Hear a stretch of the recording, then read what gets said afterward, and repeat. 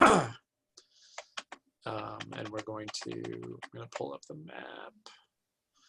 What is that? In this episode, I think that's how they used to do it back in the day, movie makers, right?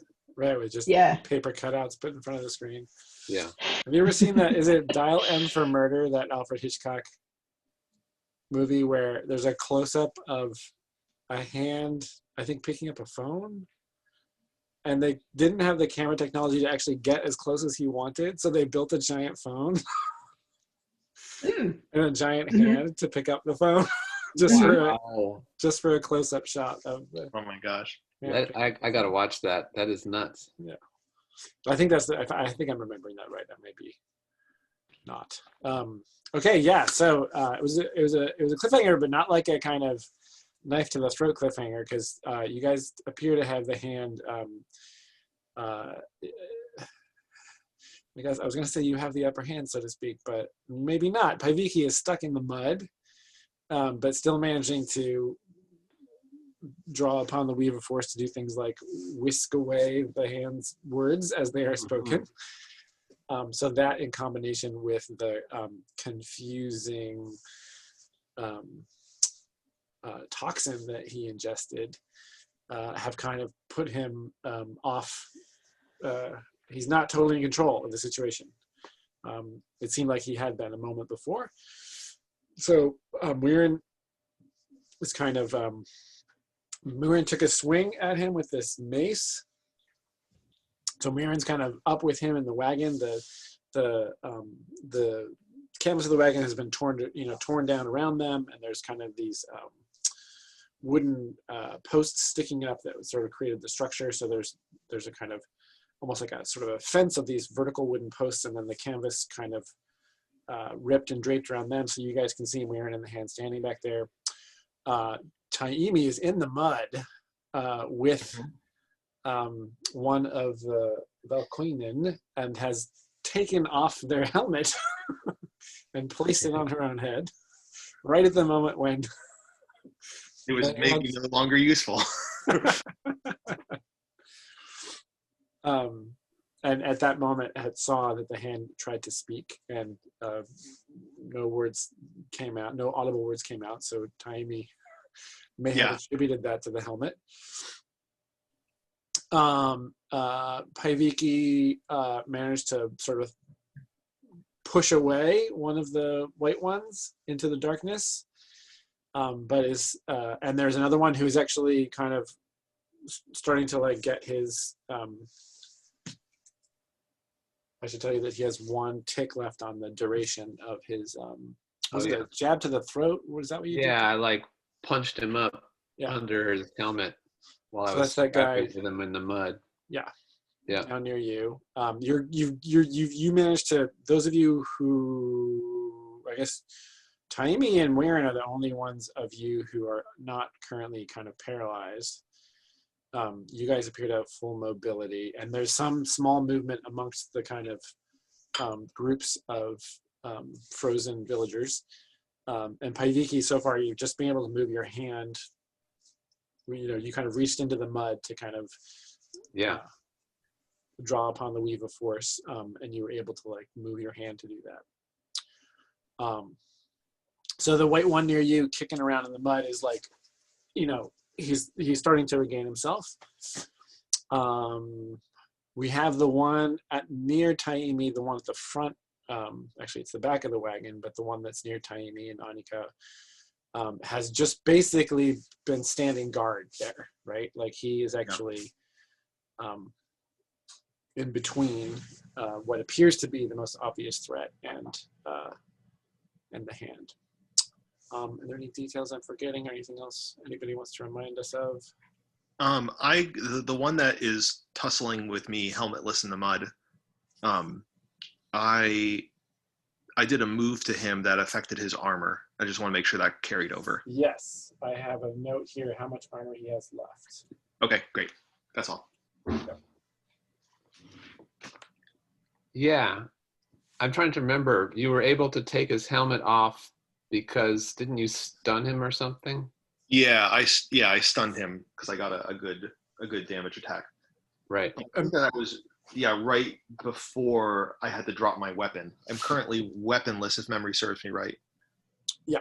And my body won't let me pick up the short sword that I had stolen from the word keeper. From the word keeper, right. Yeah. And just to get a full picture, the little group off to the northeast have suffered a couple of losses, but they also took out the 2 word keepers. Yes, that's correct. And it looks like there's 2 word keepers that are still in tents. Is that right? Yeah. Actually, this guy has moved out, and I guess from your perspective, trying to think, if you would like move your eyes all the way to the right, and you can see that guy is frozen. Oh. So apparently, that what the hand said affected all of his people as well, except for the white ones. Oh, okay. Got it. Wow. So any sounds that are occurring are like kind of stand out, probably. Yeah. Right, it's like a light rain now, so the rain's not making a lot of noise on its own. And I guess the most recent sound was the Muirin swinging that mace and it going thunk into the bottom of the wagon, and then Taimi having that kind of exchange with the armored guy that's near her, who's now helmetless and who, is just like sweaty. It's a woman actually. Corkine, yep. So you guys are trying to think. You hit her, and she was briefly stunned. Yeah. So she's kind of like, one hand in the mud, kind of on her knees, right next to you, in front of you. Can just to try to remember, it was all a little bit back and forth, like. Donna, do you remember what went down in the wagon? It was like there was a lot of struggling, knife threatening, jumping on backs. I don't even remember all that went down. Well, since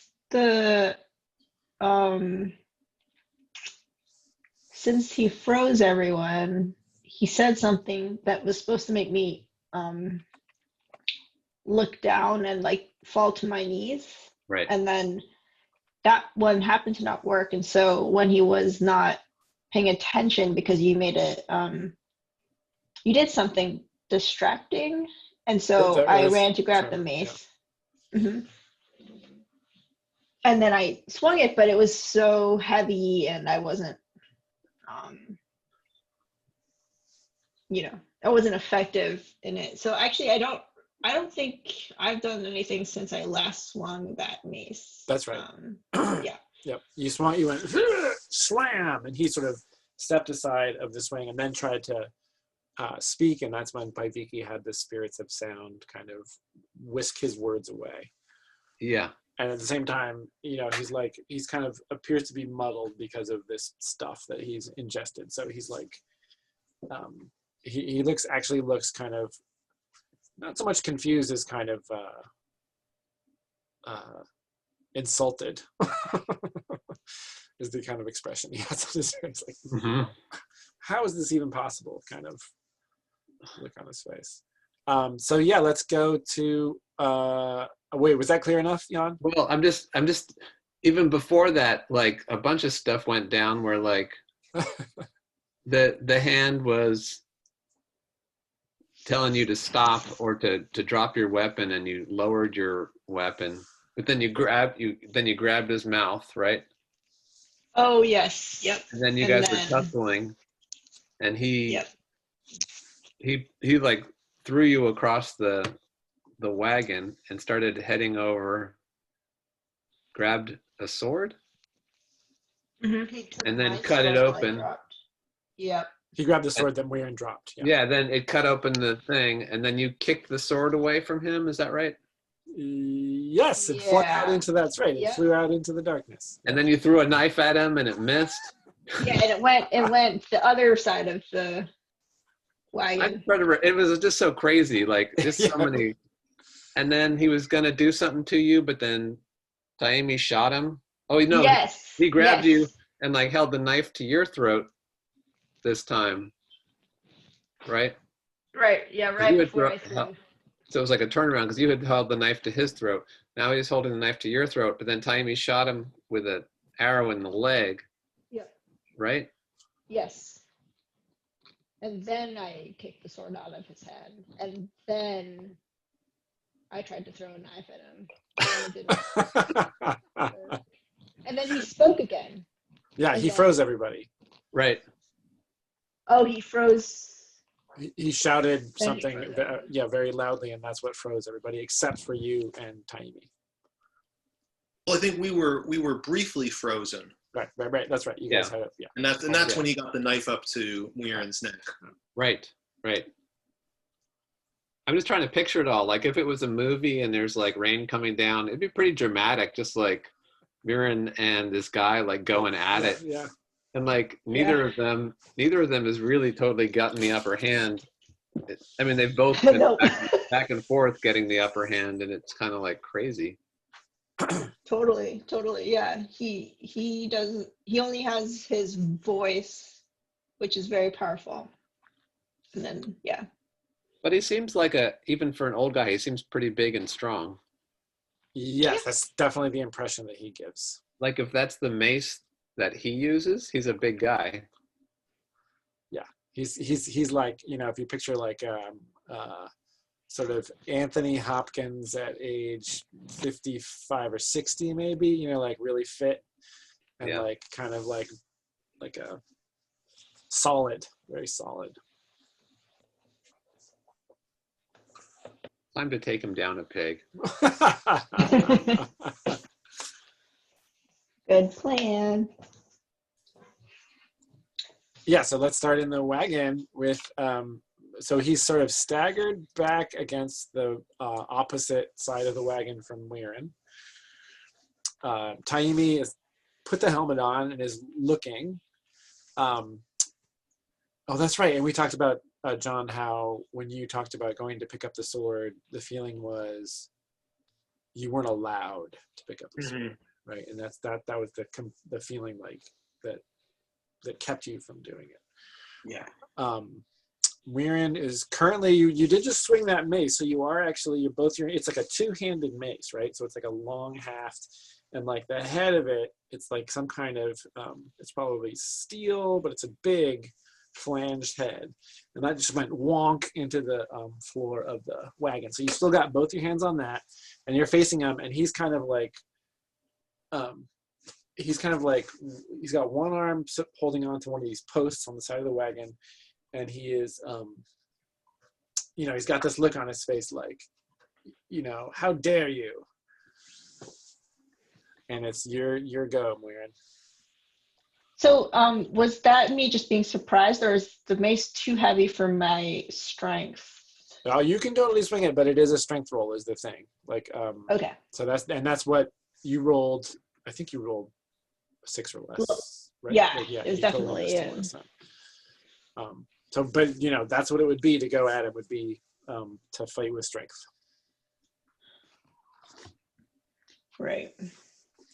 But if I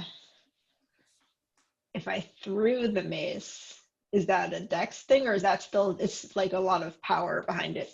I think it would still be a strength thing, and it would be Right. you need both hands to throw it. Yeah. I mean, Yeah. you could also take a golf swing or do Yeah, something entirely. Yeah, while he's surprised, I'll swing. I'll attempt to swing at him and hit him in the chest area. Something not like fatal. Not that I think I will succeed, but Isn't the mace have like a thing that says that it's like able to knock people back or stun them or something? Yeah, yeah, it's is there a forceful. stun? If you can if you hit him in the chest hard enough, it could, knock him completely out of the wagon. But that's what you're going for? Yes. I'll try to stun him. So this is a fight move because he's out of it, but he's not completely helpless. But he has no weapons, so the thing that he'll be trying to do at the same time that you're coming at him is basically trying to get out of the way and maybe like shove you off balance. So in terms of like the effect of his attack, that's kind of what would happen if you don't roll well. That makes sense. All right. So go ahead and roll plus strength. Okay, I believe my strength is +0. 11. For reals? Whoa. Yeah. Yeah, you have a strength of 11, so that's right. And you rolled an 11. Dude, wow. Nice. Somehow it's more satisfying to make a good roll when you don't have any pluses.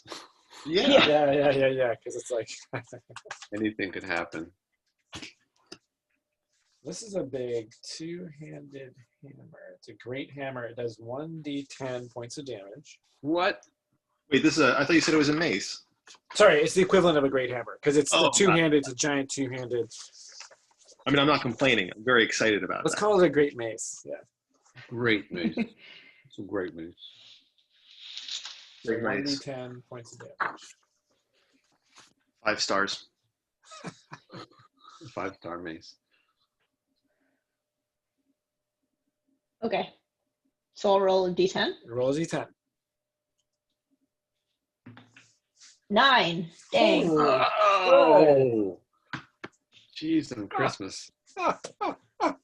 Wow. Okay, and that weapon, it says it's forceful. Okay. So he's like, and he's like looking at you kind of appalled, and you heft up the thing, and I think with Marin, it's like the whole weight of the thing, basically like you have to kind of readjust your whole body in order to heave it at him. And he just kind of like holds up his hands, in an attempt to like fend you off. And the head of it just like hits him right in the solar plexus. Whack! And he goes over the back of the wagon. So he kind of flips out. The edge of the kind of solid part of the wagon goes up to about waist level. So he basically like pivots over that, flips out of the wagon into the mud. So there's just like a and no sound. He doesn't utter a shout or anything like that. His words have been momentarily stolen from him, and you just hear him go in the mud outside. Tiny. I was a silly player, and when I did those dramatics to get the weapon from the word keeper, I forgot that I have a short sword. I tried. Oh, right. Yeah, right. You have a short sword. I thought there was some reason why. No. I dropped it. That's why. Yeah. I thought you dropped it. I dropped it because I did like the barrel roll to get the crossbow. Yeah. To shoot the word. Okay. Exactly. Yeah, I thought you would. I mean, God, like, I'm in the midst of a couple of frozen people. Like, does anyone have like a dagger in their hands that I can just like yoink? Yeah. Something that they don't have like a death grip on. You want me to roll luck?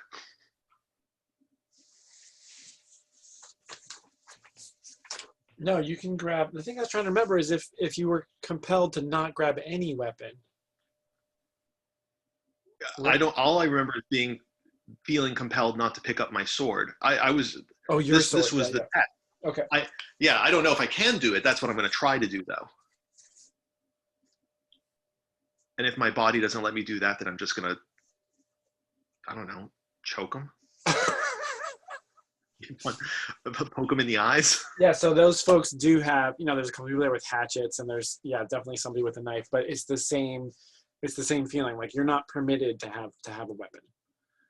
Okay. Like you don't, or if you wanted to, you could roll wisdom to try to do that, but that's to overcome that. Yeah, famously, I'm really skilled at wisdom. So when he went into the mud and hit the ground, it didn't cancel out what he had said to us. Right. Okay. I will. Sorry, John. I'm sorry. Let me edit that. The Sure. moment he flips out of the wagon, you're able to grab weapons again. Oh. So Okay. we're in knock the wind out of him and completely knocked him out of the wagon. And you actually see everybody, like all the villagers, like they kind of like convulse for a second.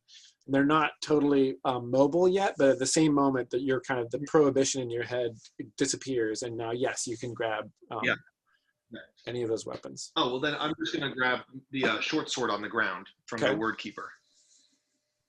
And grab it and just kind of, do an uppercut on the white one that's right there. Okay. So she's sort of down on one knee with one hand in the mud. So just like from underneath, like whack her like that. Yeah. Okay.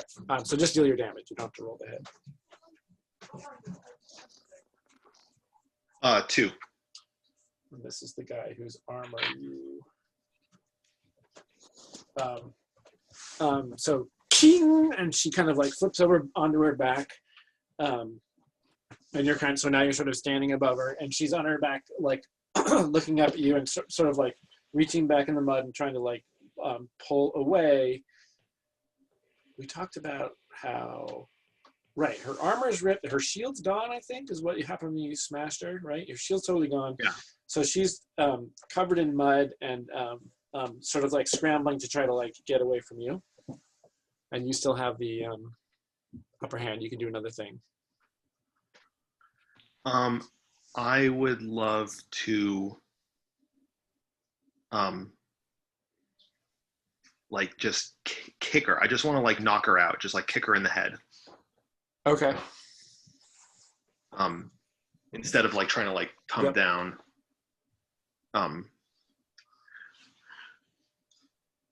Strength roll? To really knock her out, I'm trying to think of what you have available. Like a kick is, I mean, like the handle on the sword, maybe? Like reach down and go quack. Yeah. Yeah, and I would say that would be a strength roll to, yeah, and I think a middle result is like dazed instead of knocked out. Okay. Yeah. Ooh. Okay, that's a 7 plus absolutely nothing. So. Yeah, so whack, and she just like, her head kind of flips back in the mud, and she's subdued. So she was trying to get away from you, so she got over here, and you pursued. And that's when this guy lets out a shout and comes at you with his sword. So what do you do?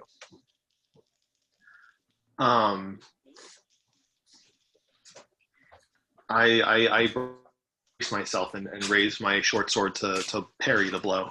Okay. Parry the blow. So you're not fighting. You're just trying to block. This is always the confusing part about the system.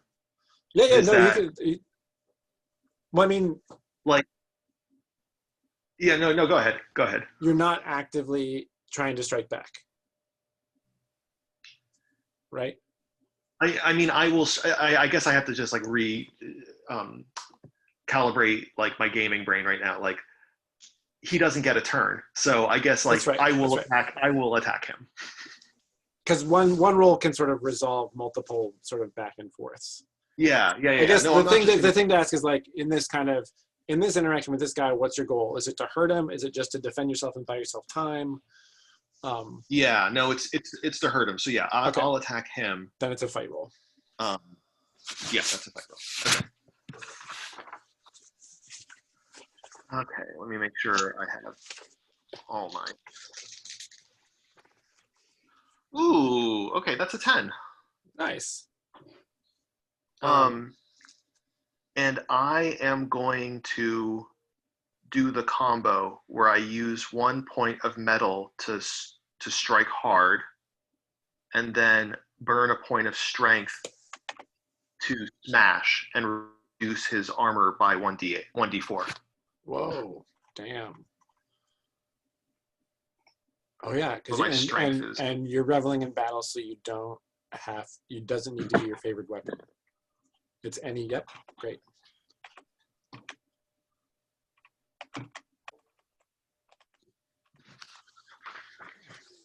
Taking armor apart every day of the week. I'm getting low on resources. Yeah, How much metal? Breaking parts and breaking armor. Yeah, I've just got 1 metal left, and my current strength is 9. Because I've just been burning it. All right, come on, big numbers. 3. So 3 is the damage. No, 3 is the reduction in his okay, armor. great, got it. And then my damage is 1d6 for short sword. And the damage is 4. And I assume that's pre-armor reduction. Right. And this is dude number. You don't hurt him very much, but you hurt his armor. Yeah, yeah. That's a good trick. Yeah, I mean, I have to burn a lot of stuff to do it. But, Oh. but I mean, it's rechargeable. This keeps going down, right? Hmm? Your strength just keeps going down. Yeah, I mean, I think right now it hasn't been hurting me because I've been at like +0 for a long time. But the second, if I do it one more time, I'll be at -1. I think that's when I'm going to get in trouble. Yeah. Trying to attack somebody with a -1. Dangerous. Yeah, this is also why I need to get like a long bow, like something that I can just fire like over and over and over and over again.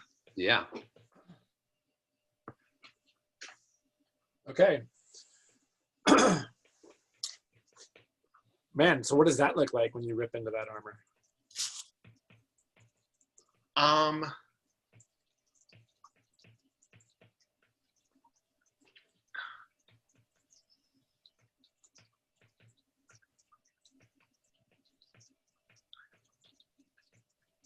Maybe it's like another, like some other way of disabling the shield. Maybe I catch it and like it gets caught in the swing and gets just like flung, because it's slippery and wet, just flung out of their hand.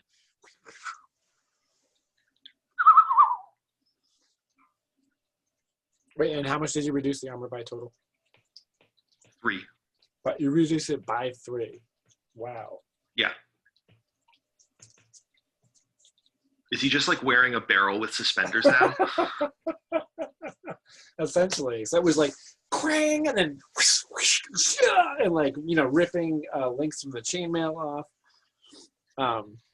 Great. So you two are sort of facing off, and he's momentarily kind of stunned by the maneuver that you just pulled. Paiviki, there was the moment when the mace hit the hand and knocked him out of the wagon. You suddenly kind of surge sort of back to life, and the villagers around you, kind of convulse and jerk as their mobility starts to return to them. What do you do? At this point, the guy on the ground has kind of backed himself away towards the edge of the wagon. And I kicked his weapon away. I think I remember. Yeah. So that one is weaponless, but still dangerous.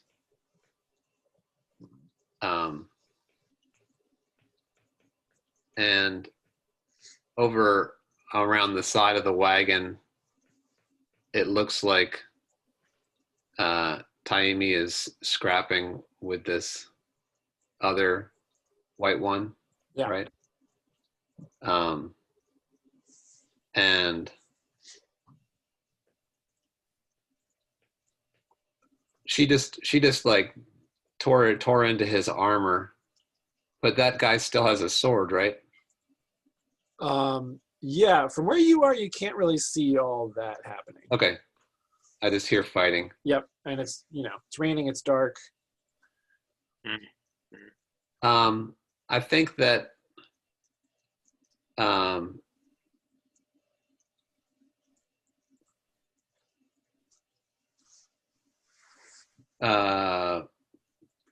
Paiviki would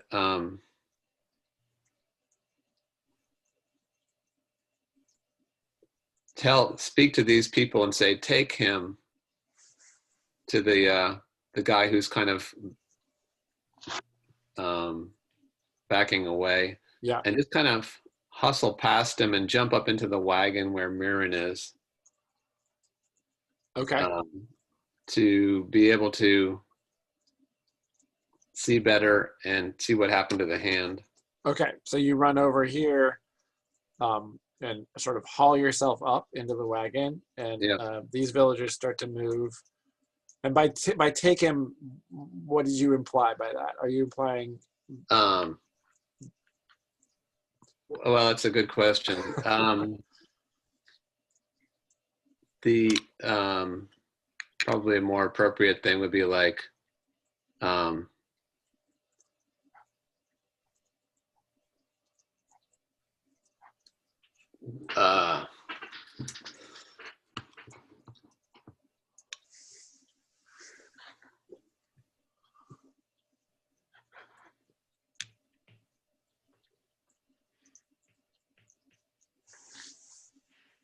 think she would say something like, "Don't let him rise up." Okay. Keep him. Yeah. Yeah. Okay. But don't necessarily kill him. You're not saying. Yeah. Okay. He's unarmed. Okay. Got it. I'm already thinking in sort of like the aftermath of all this, like, what do we want to, anyway, do with these people? But yeah, so she's trying to get past to see what happened to the hand, make sure Mirren's okay. Yeah, so you haul yourself over, you sort of step up on the edge of the wagon and vault over the, well, it's a little more of a stagger, I guess, because if you're still kind of like, the paralysis was not, it doesn't just disappear instantly. It's a little bit like you get yourself up, you drag yourself over to the wagon. Yeah. I think that's as far as you get, actually. Okay. Because and the villagers too, like you sort of say that command, but your words kind of come out slowly, and they're kind of still a little stunned. It's hard to just sort of jump right back into lightning speed. So we'll say you get to the edge of the wagon. We're in. There you are. You're aware of movement happening. You're aware of the sound of Taimi fighting with these white ones at the end of the wagon there. And you can actually see it from where you are. Do you think, did anyone carry some kind of rope, or do we have that material in the wagon? In the wagon. Yeah, I mean, I don't have rope on my person, I don't think. No, you don't, because you were traveling light. I think there probably is, but it'll take some time to, I mean, I guess you could try a luck roll to see if there's any just kind of readily visible. There probably is some if you take the time to look for it, but in terms of like having it be readily available, that would be a luck roll to see if it's there. Well, I could like just rip off some like canvas, right, and then try to use it as like a binding material. Is that something that I could rip off with my bare hands? Sure. Well, there's like there's a blanket on his bed. Oh, okay. So, yeah, maybe I'll just grab that and then see if I can. So you drop the mace? Yeah. So thunk, grab the blanket, and then what's the next move after grabbing the blanket? Am I wrong to assume that the hand is unconscious or stunned or in some way, or? You can go look. Yeah. Okay. So mace down, grab the blanket, run. Look. You peer out, and he has, let's see, he is kind of on all fours. he kind of flipped over backwards. And so now he's on all fours with his head towards the wagon, so when you look down, his head is the closest to the wagon, and then his body extends out, and he's on all fours. Okay, so he's active and conscious for sure. And he's looking down, not up. At this moment, he's looking down. Yeah.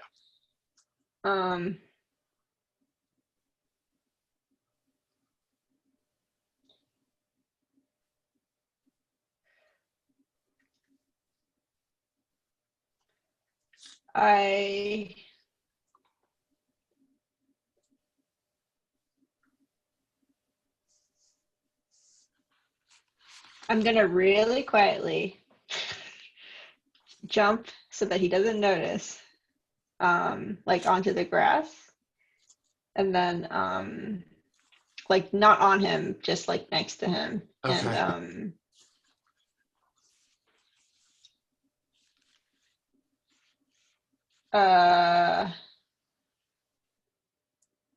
while he's down, or like while he's still on all fours, I would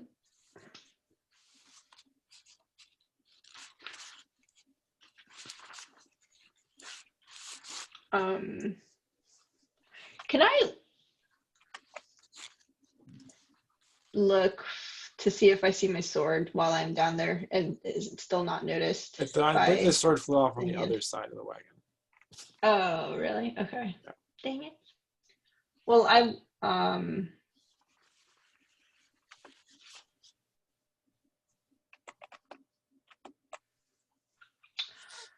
okay, this is pretty bad, but I will kind of grab the blanket and then try to wrap it around his like neck.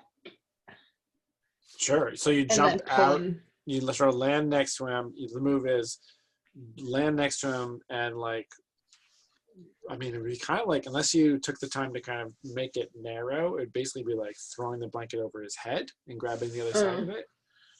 Like in order to, well, I'm trying to think. You scoop it up, you jump out of the wagon. Roll it. So taking the time to like get it into like a narrower thing to wrap around his neck, that would give him an opportunity to move. It's not something you can do quickly. But if you wanted to, like, they call it. So if I wrapped it around his head, it would be kind of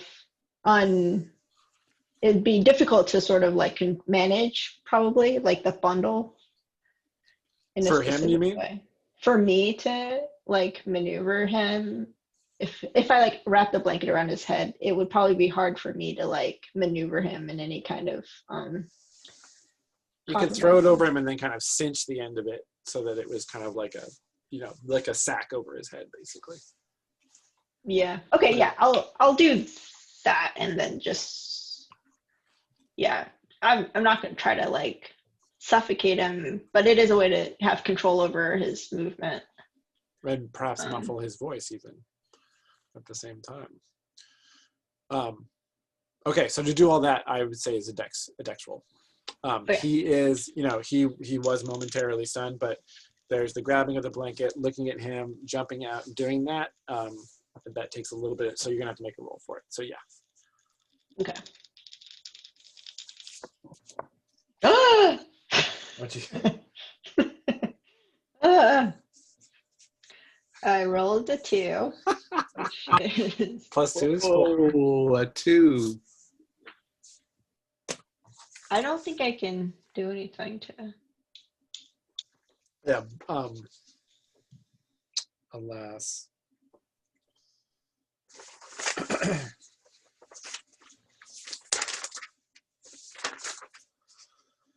Yeah. So. So you get to mark dexterity. Wow, that never happens. Okay.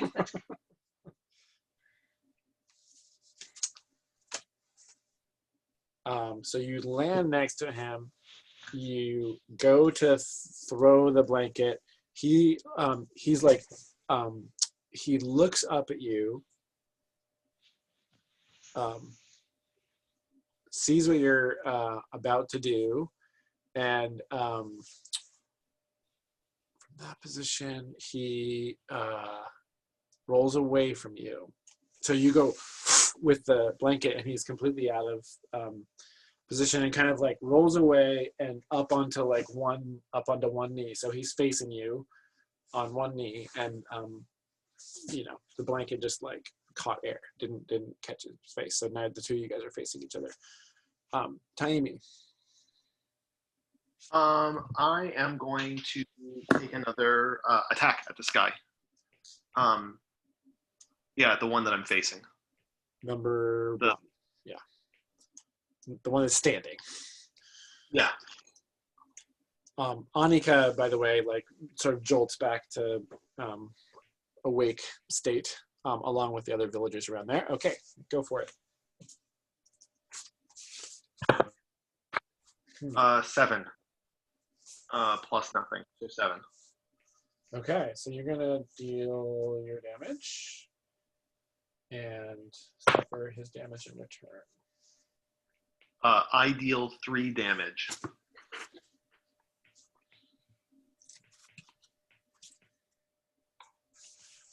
Okay, and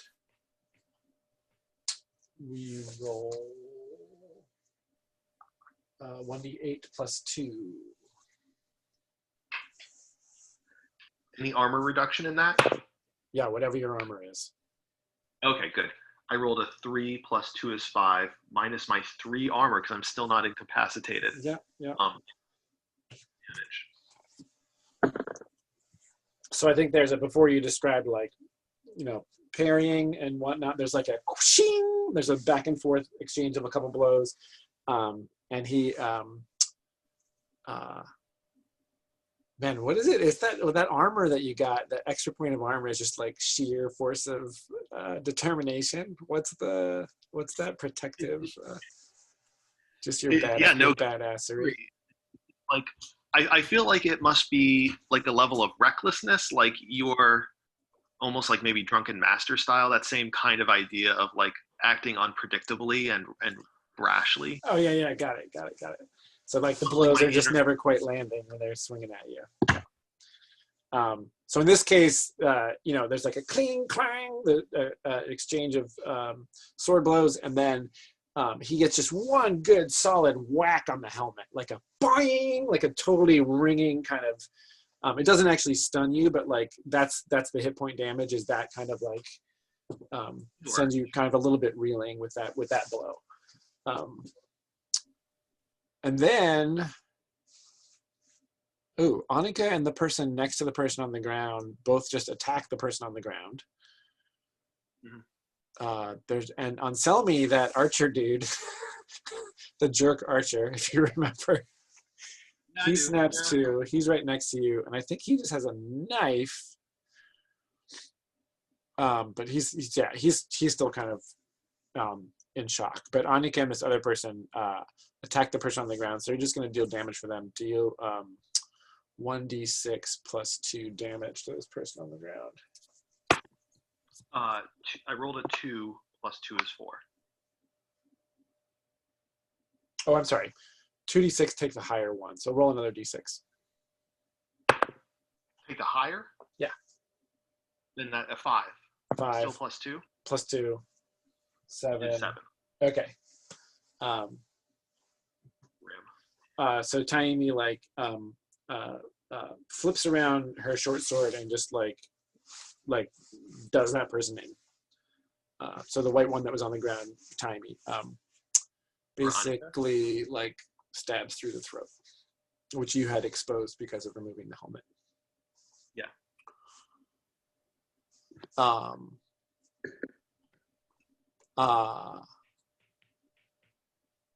Yeah, and then we jump to Paviki at the edge of the wagon there. Yeah. So, are these Rayonans jumping on this guy that's next to me? Yeah, let's see if they can subdue him. Okay. Let's just make it a. There's 3 of them, so make a. There's a move for allies called. see what they can do. So roll 2d6. I think for these guys, he was stunned for you. So roll 2d6 and +2 because there's 3 of them kind of ganging up on him. Okay. Ooh. They have a total of 5. Oh. I think he still has his shield, right? Yeah. He kicked away his. Yeah. So they like, they're sort of still a little bit out of it, and they like swing, and he holds up his shield and it's like ching ching, and he manages to get up sort of into a half position and like lets out a shout and kind of knocks back 2 of them into the mud. Mm-hmm. So he's kind of like got himself up against the wagon and he's completely fended them off, and he's momentarily knocked those 2 down with his shield. Okay. But you are standing right next to him. Yeah. I think I'm just going to grab him and throw him to the ground while he's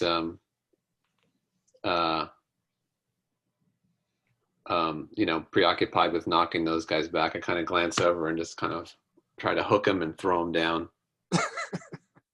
Back into the mud. Yeah. I mean, I think I would add to that. I would probably step on his neck if I succeed. Just kind of keep him down. Okay. Make a strength saving throw. Or unless you want it to be a fight roll with the effect being, in which case, I mean, either way you can use your favorite weapon thing. Okay. I will, yeah. I'll add a medal to it. So that's a 9, 10, 11, 12. Oh. Yeah, so face down in the mud, and your foot is on his neck. Do I get my medal back since I got 12? Oh yeah, you sure do. Okay. Medal goes up, medal goes down. Can I spend that medal to do a revel in battle? Sure. Well, hold on. Revel in battle isn't it against overwhelming odds? No. Sorry, revel in battle. When you fight or shoot, glory. Okay. Yeah. I just want to stun him again. I want to put 2 more stun back on him. Oh, I see what you're saying. Like I would like throw him in the mud, stomp on him, and basically, try to knock him out or choke him with mud or something like that. So now you're going to fight him. Oh, I thought I was fighting him. So if you fought him, you spent a medal to fight him. You rolled 12. You regained the medal back. Yep.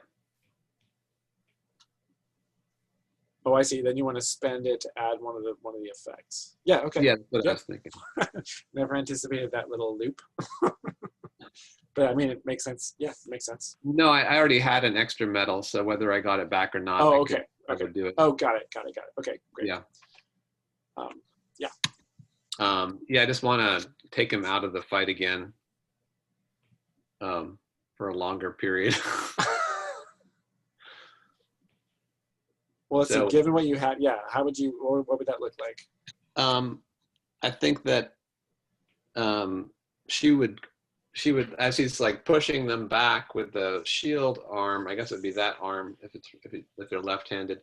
I would just kind of reach in behind him, grab him by the neck, and toss him down, like you said, like face first in the mud, and just stomp on him.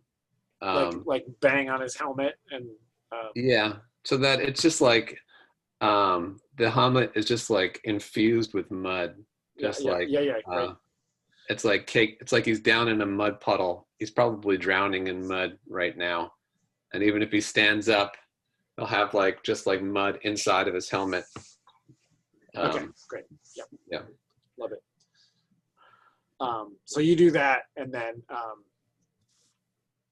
the other 3 kind of just start to wail on him while he's down there in the mud. So you've effectively incapacitated him for the time being.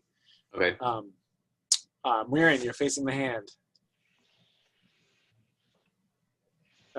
And he has a look of it. I would call it a combination of concern and hatred on his face as he is staring at you. You know, he's covered in mud. His white robes are soiled. His hair is plastered against his head. You know, the rain's coming down, and he's staring at this relatively small figure in a cloak in the dark. You've got the blanket in one hand.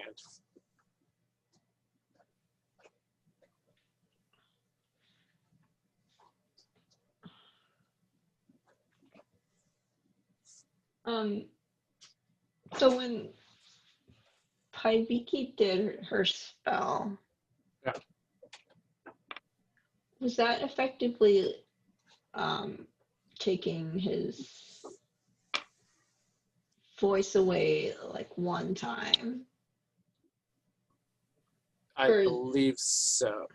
Yeah, because the Yeah, duration. We didn't mention duration. It was instantaneous, so it was the thing that he was saying right then was taken away. You do know that the toxin is having some effect on him for sure, but you don't know, to what degree exactly. Mm-hmm.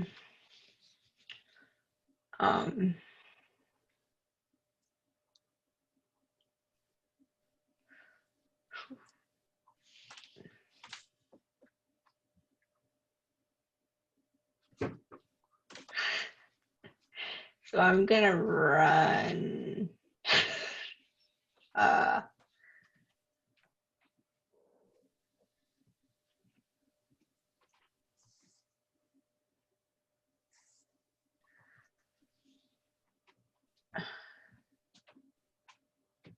Well, I want to run and find some kind of dropped bow or weapon. You're running away from him? Yeah. I guess I have to take that risk and hope that I'm fast enough to find something to get him with. Yeah, so you know that there's a group of people over near the westmost tent there, and that you're aware of them. It's a series gang, and you hear the motion of them coming to life and continuing. There's the sound of metal on metal over there. So that's the nearest group of people. And in the dark, if you can see, because you're an elf. You can see to some degree. There's no, the place where weapons would be where the people are. So it's a question of where you want to go.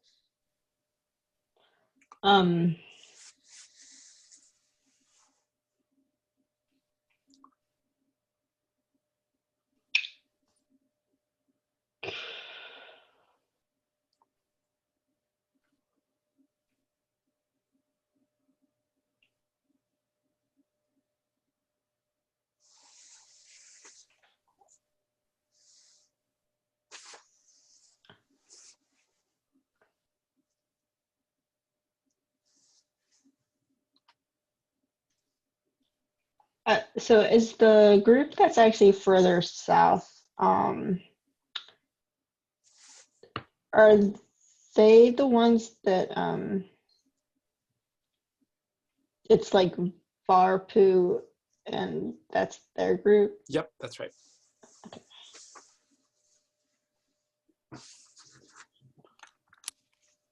Okay, because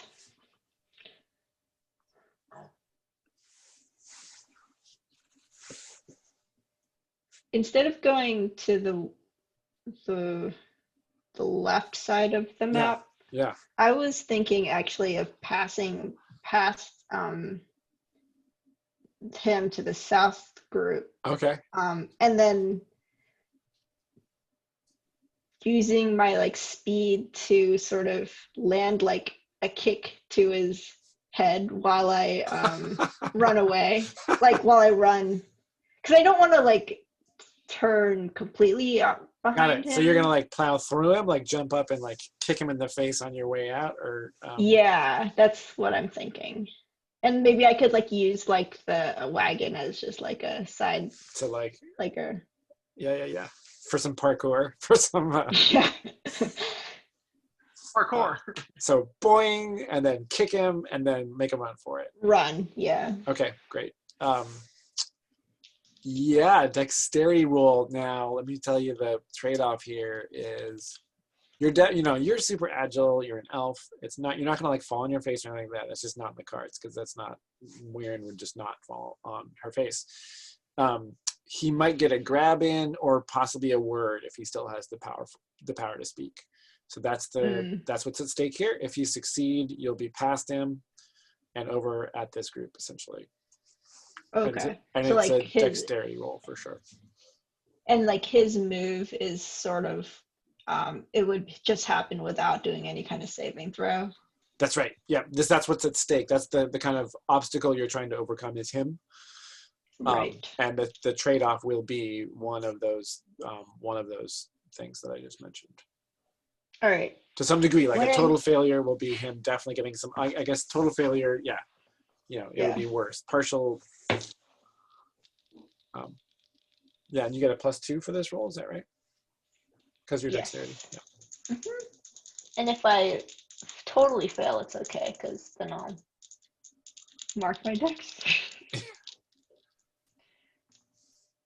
Okay. I rolled a 7 plus. 2 is a 9. So that's a 9. Yeah. Right. Okay. Point of luck would get you a 10. Oh yeah. Oh, my luck is so low. 8.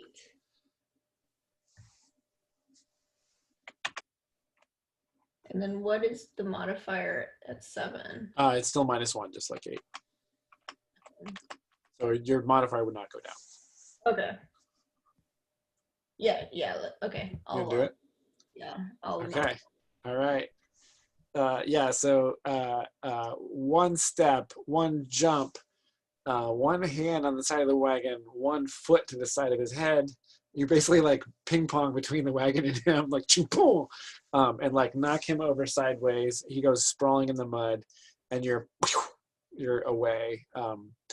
And this group is. You see the word keeper that this group is dealing with sort of down amongst them. And they've kind of like just regained themselves. And past them, like 10 yards to the south, you see the, sorry about that. You see the white one that Paiviki flung away. You see him kind of lying in the mud, and his sword is, nearby as well. So there's a weapon that you do see lying on the ground. Okay, a sword, and there's no like short bows or anything. The group, Varpu's group, might have a short bow too, but there's nothing lying around. Yeah. Okay. That's fine. I will. Is it a short sword? Did you say, or it's a long sword? A long sword. Yeah. Okay. I would grab it. Okay, so you're headed for that, Taimi. I am going to continue to attack the one that is still up. Number 1. Oh man, is Anselmi gonna? Well, at this point, these guys, you're in there. I think somebody from this other group comes running in also. So yeah.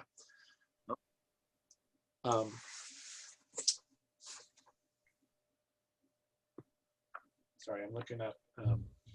Yeah, okay. Anselmi will he comes to you enough to help you out. So you get a +2 for those extra assistants. Altogether, we rolled an 8 + 2 is 10. Nice. And then let's see, you get a D6. No, right? Yeah, short sword? Yeah, short sword. D6 for you, D4 for Anselmi, D6 for the other villager. Roll all 3, take the highest one, and add 3. Oh, interesting. I didn't think about that. D6, D4, D6. I rolled all 3, and a 4 is the highest one. +3 is 7. Oh, geez. Yeah, so until he comes to, he like goes in to stab the guy. The guy actually, just like pops that away with his shield and then turns to block the other villager who's coming out with a hatchet. So the hatchet goes twing off the shield, and then he's opened himself up. So that's when you step in, and he drops. So both those guys have been taken out. Okay.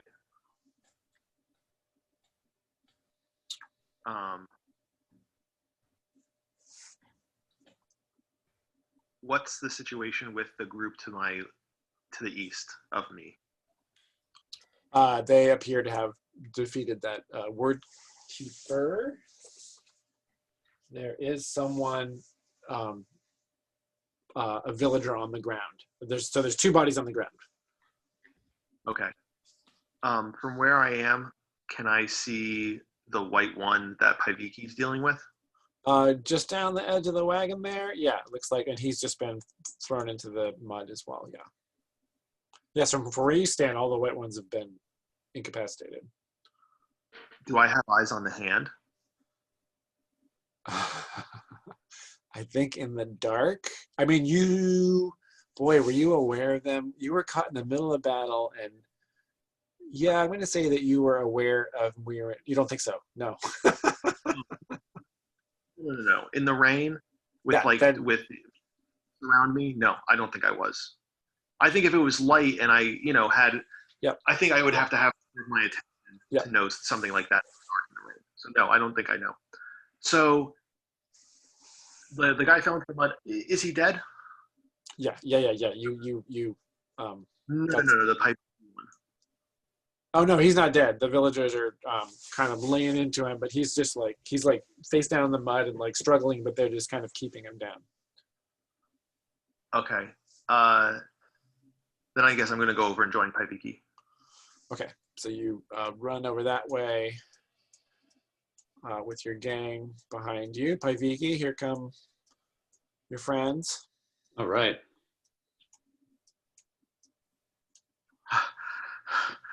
Where's Muirin?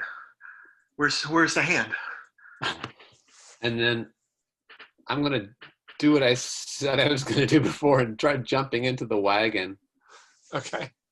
And as I do that, say like, other side of the wagon. Okay. I bring Annika with me around just so that we can do the famous Rayuna pincer maneuver. Do you head back the way you came or around this way? Around the far side? Like the way you came? Yeah. Okay. So whoa, and everybody kind of makes way, and you start to run around this way. Muirin, you've laid your hands on the longsword. The white one who's nearby is like, starting to come to.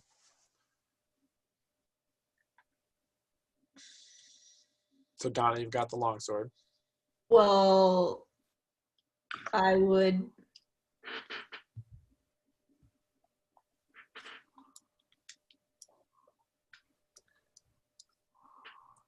Okay, and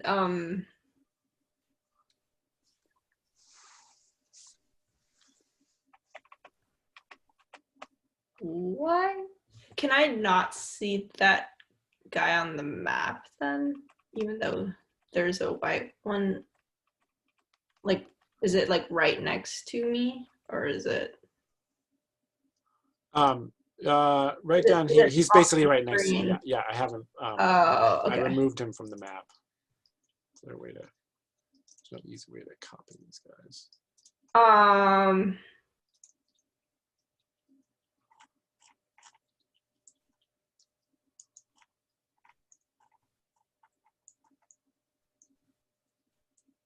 So if I did attack that white one, would it be like?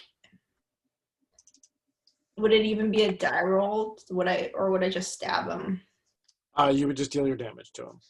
Okay. He is, pretty heavily armored, but you would just deal your, and the longsword is 1d8 damage. Okay. Can I stab him and take his helmet? I think to get in there, you need both hands to get that helmet off his head. Oh, okay. Okay, then I'll grab the helmet with both hands.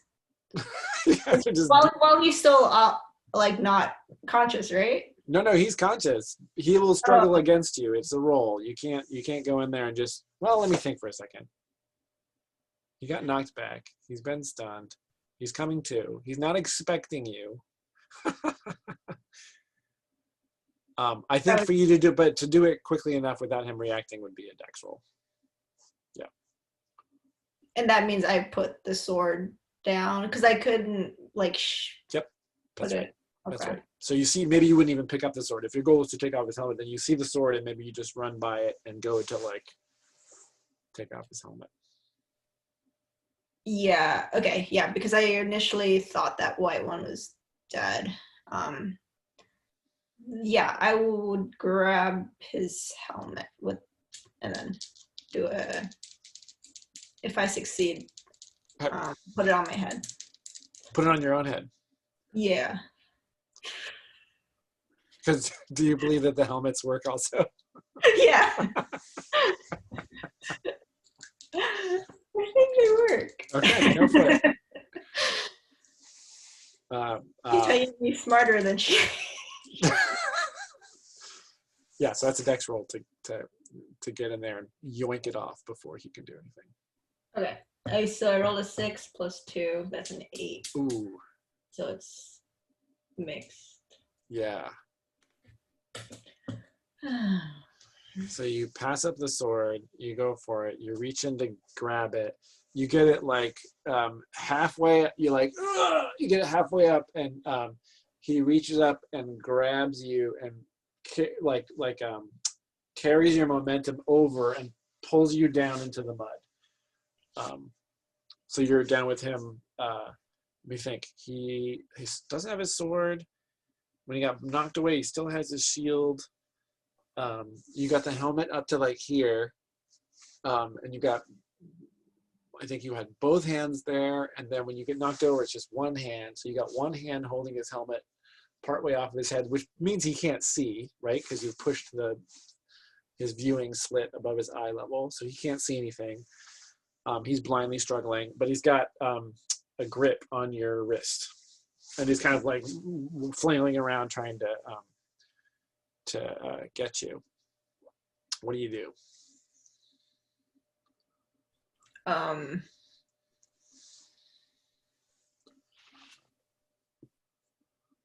I will.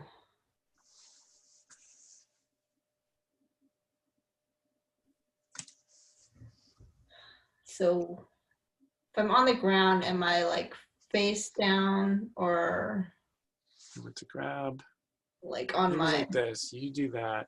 He grabs and you're kind of on your side. You guys are each on your side facing each other. Oh, okay. So I would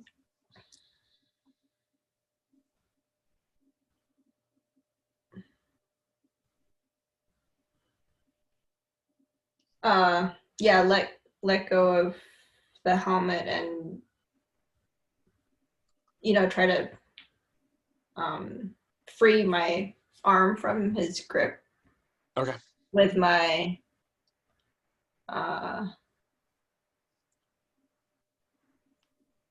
I'm with sort of agility rather than like just ripping his hand off. It would be like sort of like a twist and then like a angled type of maneuver so that he can't bend the way that I'm. Okay, yep, got it. I'll buy that explanation. No problem. Yep. Do it. Okay. And I just do it. Right. I think you have to roll the dice to do it. I think, let me just be really clear about the consequences here. He's got that. I think if you fail, he's gonna break your wrist. I mean, you can totally be a slippery eel here, but he's got his hand on your wrist. He's really strong. He's got the weight of all this armor that he can leverage against you. And you're a somewhat slight elf, right? as we've established. So that's kind of what's at stake here. Yeah, and that's if I totally fail, right? That's right. Yeah. Yikes. Right, rolling. 8 plus 2. Great. 10. Okay, Okay. so Yep. So twist, pull. He tries to force this way. You go that way. Manage to his elbow hits the mud, and then you manage to like slip your hand out, and you roll away free. And that's when you hear a "Rah!" and Varpu descends on him. So Varpu appears and sort of lays into him. Oh boy, Paiviki gets to the edge of the wagon. Taimi rounds the corner with gang in tow. These guys are all here in a semicircle as well. So Asari and his gang are here. Taimi's around the corner, you're there. Varpu has just, and her gang have kind of joined you there. The hand, the hand has just stood up. And I have to look something up real fast. we can see that screen that you're. You can. It's so. I don't get why. I guess it's my whole browser. Yeah, since yeah. Okay. Thanks for telling me. I have to maintain the illusion. Pay no attention to the.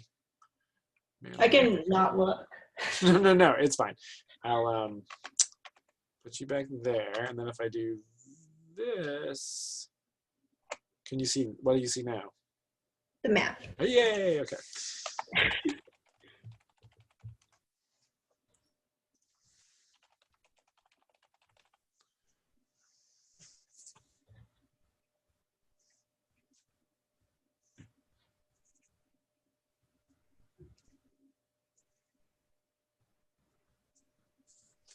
Okay.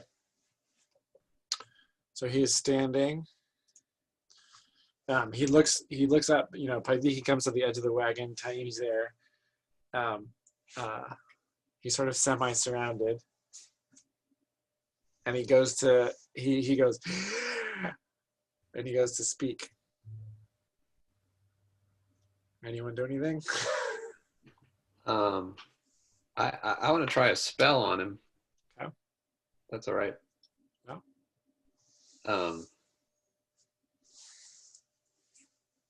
I wonder about a spell to to just keep his mouth shut. Not like he opens his mouth and just have it clamped down on him. Yeah, just kind of do like a clamp down.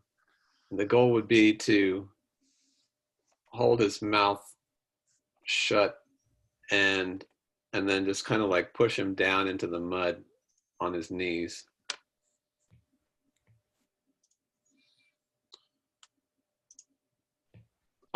With any duration? Yeah, that'd be great. If that was possible. Oh man. Okay, so he's a powerful dude. So it's cool. How far away are you? It's out, so it's kind of near range. It's not reach range. That's the tough part. I thought near and reach and close are all the same. Oh, you're right. Yep, you're right. Sorry. So that's 1. I think it's not much. moderate. If you want duration, 1, 2, 3. Single target. And if you want duration 1, is that would be the 4 power. Okay.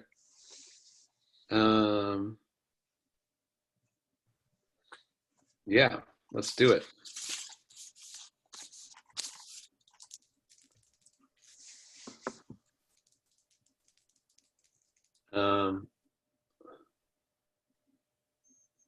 And let's see.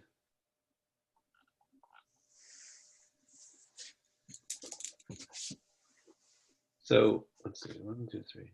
I want to make sure that I actually have the right amount of power that I thought I had. Intelligence plus level. I think when I leveled up last time, my power would it count? My power would go up by 1. Yep. So you have power 5 now. Oh, Yeah. So you could either get duration 3, or you could use that spare point to add 1 to your will. I think I would use that spare point. So you get that plus your intelligence modifier. Okay. Oh, I got a 10 plus 3. So he goes,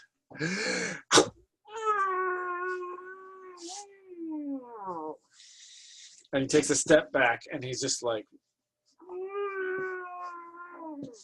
And then can I do the thing where I like just sort of force him down into the mud? oh, jeez. You're up in the wagon. Everybody's watching. Yeah. And is there a gesture when you shut his mouth? Is it like a... Yeah, it's like a physical clamping down. And then the push down. And then a push down. Yeah. And when you go to push him, you're kind of the weave is you kind of gather the weave around him, and then are using it kind of like, I guess it's almost like gravitational waves, right? Like a gravity or something like that. You're using that to force him down, and you feel this incredible resistance, like it's like pushing on a rock, right? Like you feel like as if your hand is on a rock that's on the ground, and you're trying to shove the rock into the ground, you actually have to kind of like really focus your will on that for a moment to be able to do it, and then and he drops down to his knees. And he's like trying to yell, but his jaws are clamped shut. Yeah. Yeah. Is anybody still fighting? No. I think Varpu and her gang have subdued. I mean, there was like 7 of them over there, so they subdued the one near Murin. Okay.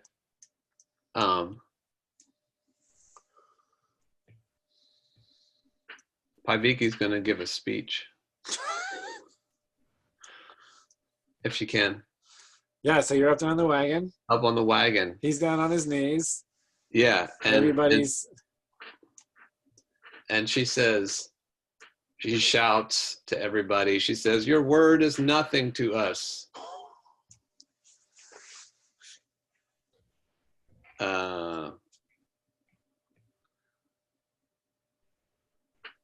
Then she says, "Go back and be sheep farmers,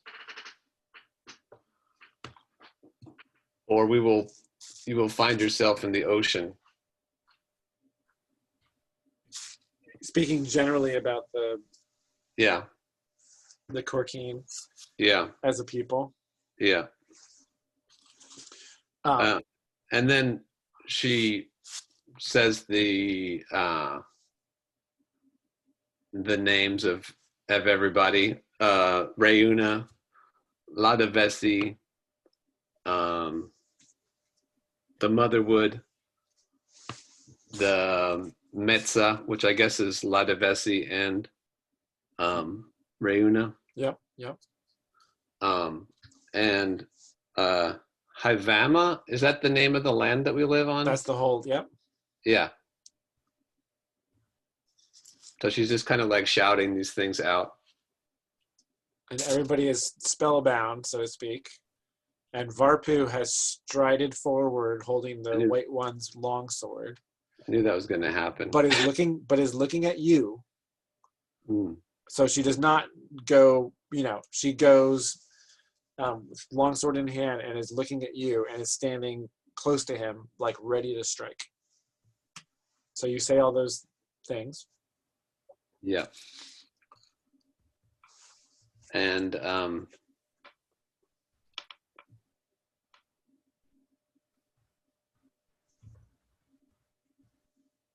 say all the things.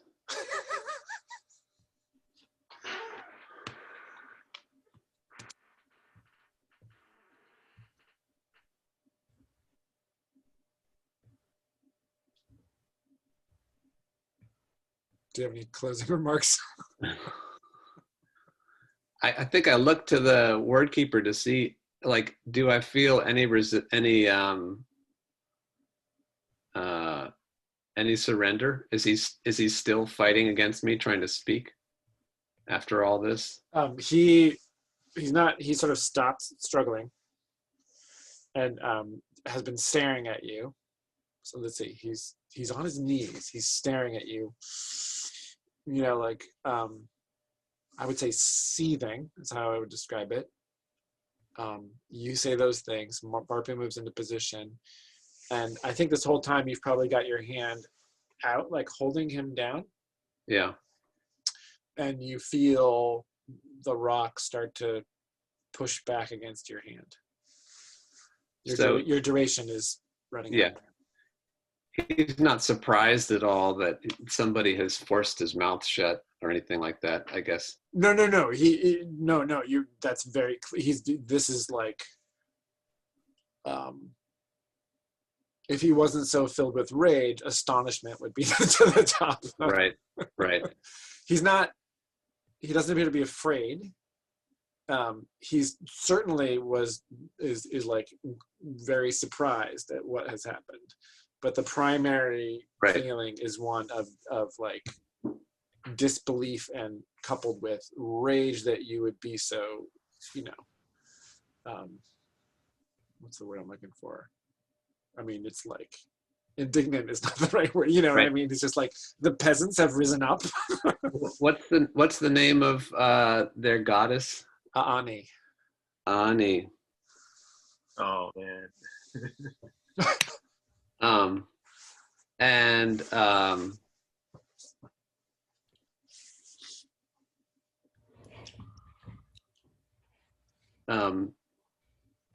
Paiviki says, you are not welcome here. Your goddess, Ani, is not welcome here. This is the land of the motherwood.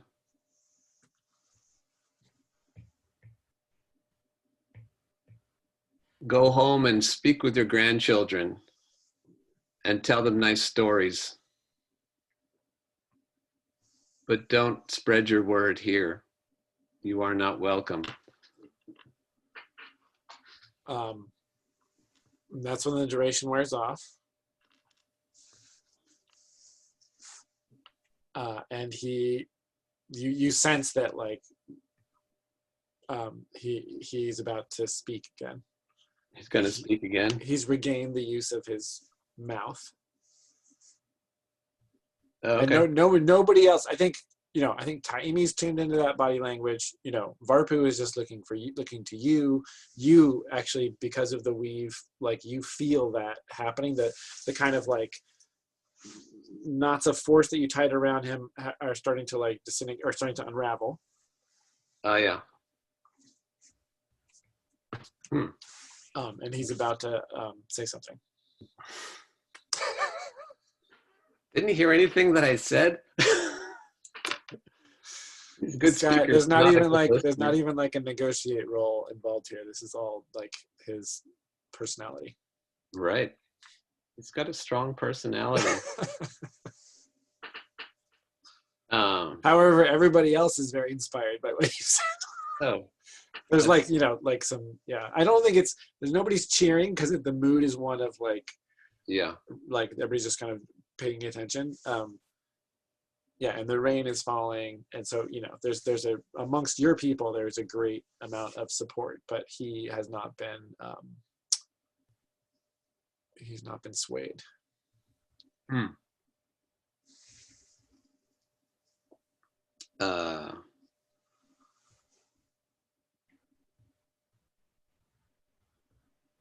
Never been a great negotiator. That's not true. Well, Paiviki is a great. You mean you personally?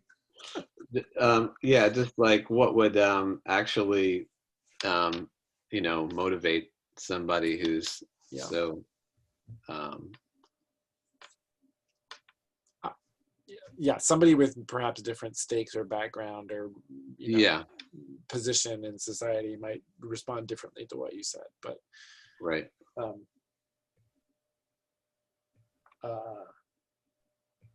and then he shouts I think I'm gonna jump on him. from where you are. You're gonna leap off the wagon at him. Oh, am I close enough? I thought it was Yeah, like. no, you can put one. You can totally make that jump. Yeah, it's just Yeah. like throwing your whole body at him. Wrestling stuff. Yeah, I think I'm just gonna take him down off the top ropes. When I feel like the spell is weakening, I'm just like, no, you don't, and just Okay. leap at him. Yes. So you use 1 foot up on the wall of the wagon, and then rah! Yeah. Make a fight roll. I'm gonna use my. And your goal here. My goal is to like to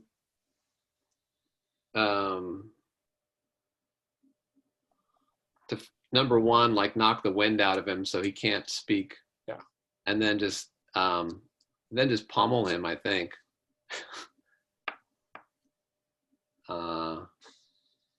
Subdue him in whatever way I can, like punch him up or like knock the wind out of him and try to like. Yeah, punch him up, grab him, hold him by the mouth, and then just like overpower him if I can. Okay.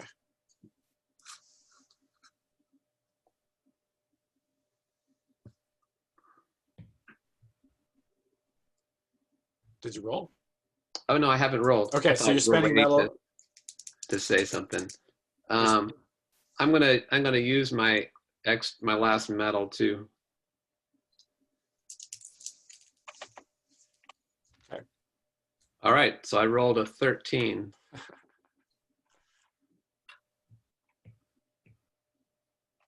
Okay.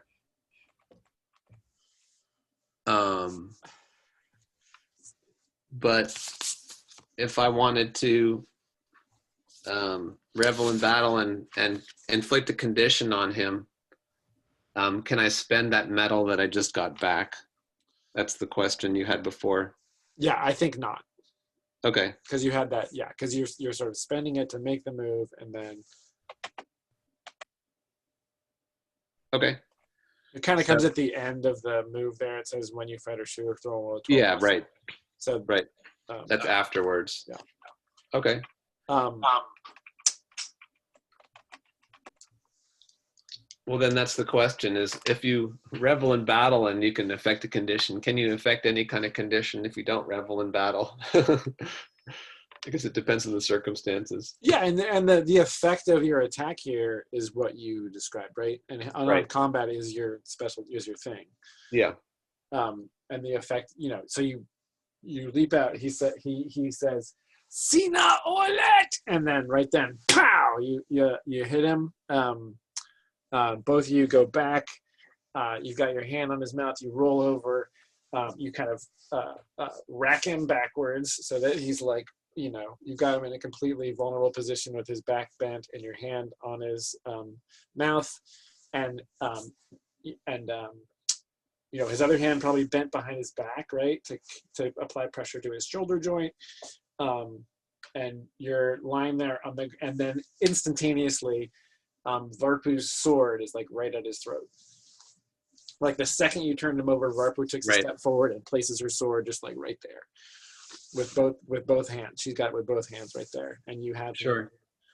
Him, does that do anything? Does he stop struggling? He's a hard nut to crack.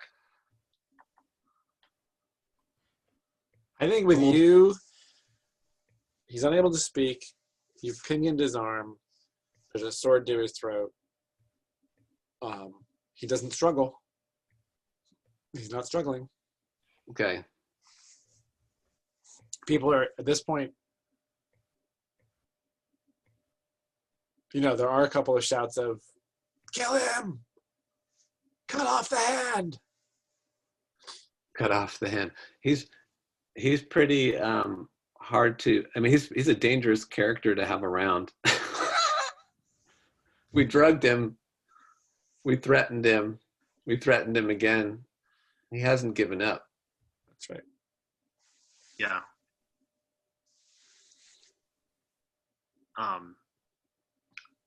Yeah, well, I think we're dealing with a different caliber of Colkeen.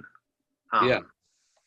I think that word keepers were willing to be like, okay, you win, like, bye. Right. I think this is the tough thing about revolution, right? Like when pushing back against these powerful forces, like there are really, really difficult Yeah. moments. Well, and there's a superhuman individual who right. I don't know how we would even consider keeping him prisoner. He's not going to just turn around and walk back to the Capitol. He's not going to do it. No, it doesn't seem like it. No, nor is Varpu, so you got him there.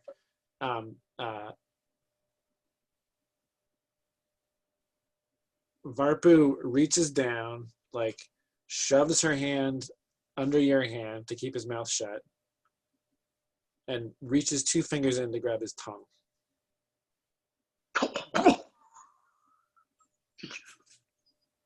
So he's going like, and you're holding a position, and she has her hand on his face, and she reaches in to grab his tongue in his mouth. And you know that this is you recall that this is like a punishment that is exacted by the Colkeen. And the punishment is for breaking your word, right? Yeah. Sorry, guys, is this too tough? It's pretty, It's quite visceral. Yeah, I don't want to, I don't have to, we can totally rewind that if it feels too, I mean, obviously we'll artfully cut away. Yes. But you mean like the decision is not as like fun to role play, or is that what you're asking? I mean, like it's sort of difficult subject matter, I think, potentially, right? If we're talking about, and I think partly it's because of the tone of our game so far has been, it's not like it's not like Saturday morning cartoon antics that you guys are up to. There's a certain amount of drama. There's a certain amount of like, personal investment, and so these, in a moment like this where we're talking about this kind of, potentially horrific, violent act, I just don't want to go any place that people would be uncomfortable with. I guess it's like R-rated. Yeah. And you're not, and it's not happening. I'm just saying that's what Varpu is kind of suggesting that happened.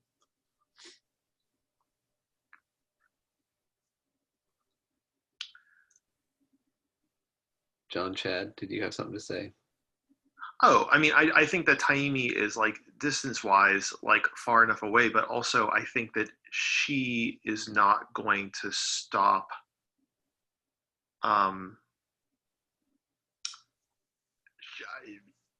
She's not gonna stop what's going on. I think that if we recall, I think Taimi's idea was that like, oh, we can get this guy, we can pump him for information. But I think like feeling his power and seeing what he can do, like I don't want him within a mile of Rayuna. Like I think this guy is too dangerous. I think that like, if we came at this guy at a distance of 100 yards, like we would never get close. Never, never, never, never, never. And if we really want to like start, yeah, these are difficult things. These are difficult things in times where we're like striving so much for like peace and like understanding in our like 2020 world. Yeah. I think that's the difficult thing here. I think that we're contemplating like, do we have to kill this guy so that we now are like tough? And Right. I don't think that as like citizens of 2020, humans, I don't think that we want to consider that. So is this like on a large scale something that we need to just like pull a gauzy curtain over and just say like, we walked away and we didn't have to worry about him? Right. Right. We took care of him. But again, I think that like we've already talked about how we wanted to like change the direction of this game after this to go more to like a kind of exploration and like talking to other people. So I think that like if we can kind of find a solution for this encounter, I think we hopefully won't come into kind of this type of moral quandary again. You can avoid these moral quandaries in the future. Yeah. Here's an interesting question. Totally, yeah. I like it, John. I would say that Paiviki, with her grip on him, with an obvious threat from Varpu, Yeah. to cut this guy's tongue off. He can see her scar right across her mouth. Yep. It's probably pretty clear to him what she's implying. Yep. Paiviki would say to the word keeper, what's his name? Word keeper? Word master? The hand. Sorry. Word master, word keeper, wordsmith. The wordsmith would say, you disciples of Ani, you care very much about keeping your word. Do you now give us your word that you will leave here and never come back, and you will tell all of your other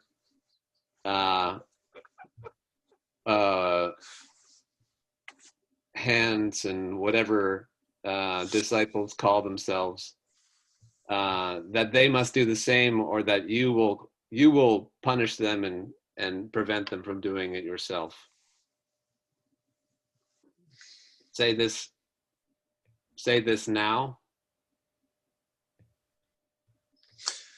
Say this now. Or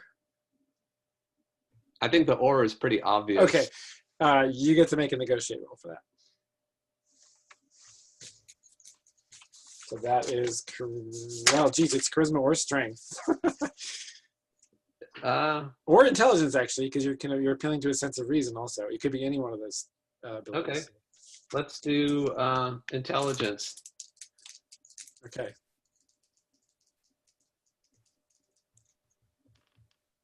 Ooh, I got a 9 plus 2.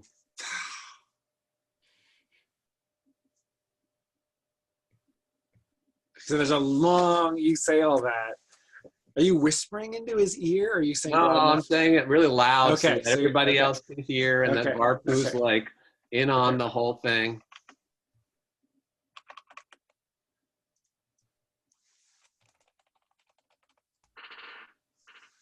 Okay. So you say.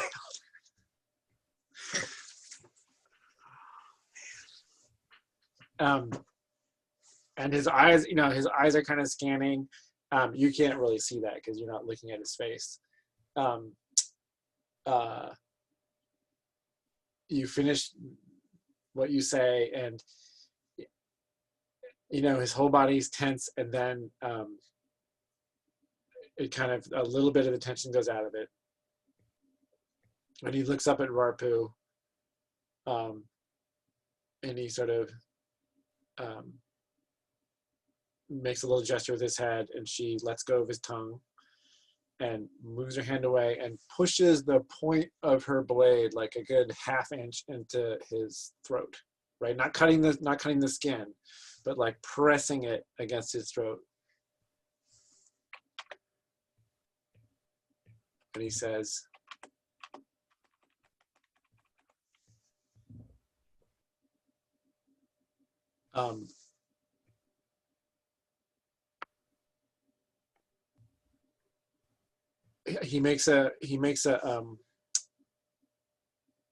he says, "Let me stand. I must stand to make this oath." I'm fine with that. Let's stand up, let him. So you get out from under him. Varpu puts his hand on his shoulder and like pulls him up while holding the blade against his throat. And he says, "Take the blade away. No oath before Ani may be made under threat." And Varpu like looks at you. Yeah. Like, what the fuck is going on? Yeah. And you give her Anika to cover her ears. That's a good one. That's a good one. Like, yeah, like the people next to me. Yeah. I know that this is something important, something that must be heard, but I want just like a couple people to like put their fingers in their ear. Okay. Yeah. No, they're like, they totally do. So is Paviki's giving the nod for Varpu to take the sword away? Is that right? Yeah. So she takes the sword away and steps away, and he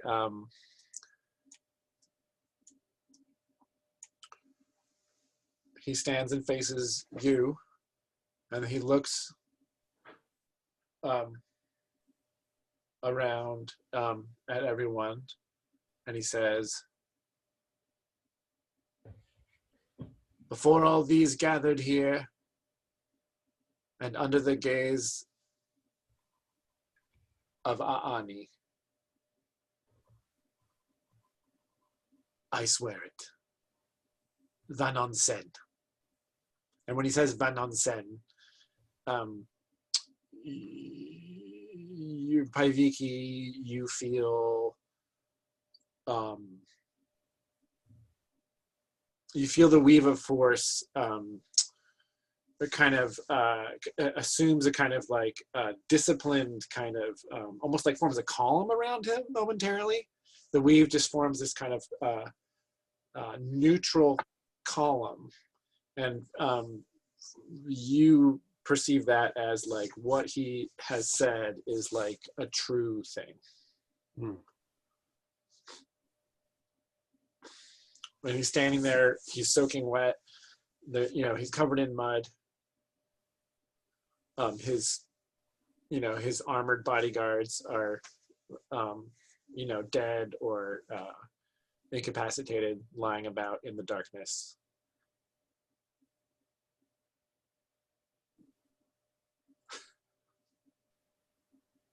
I'm just remembering Captain Hilka. Back in La Devacy, that whole thing that happened.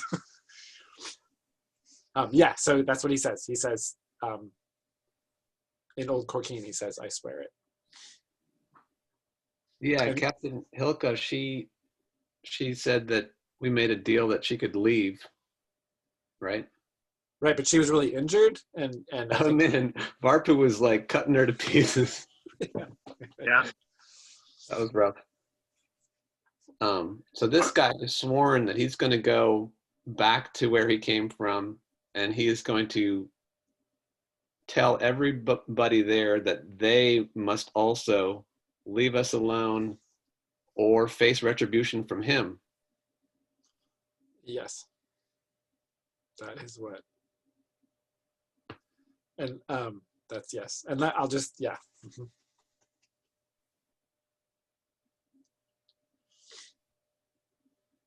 That is what he's agreed to do. He's not only agreed it, but he's sworn it before his God.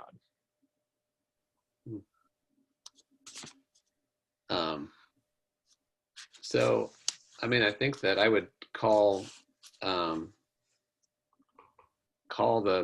assembled people to a meeting you know, let people decide what to do now. We've How got does like, how does Varpu react when he makes this oath?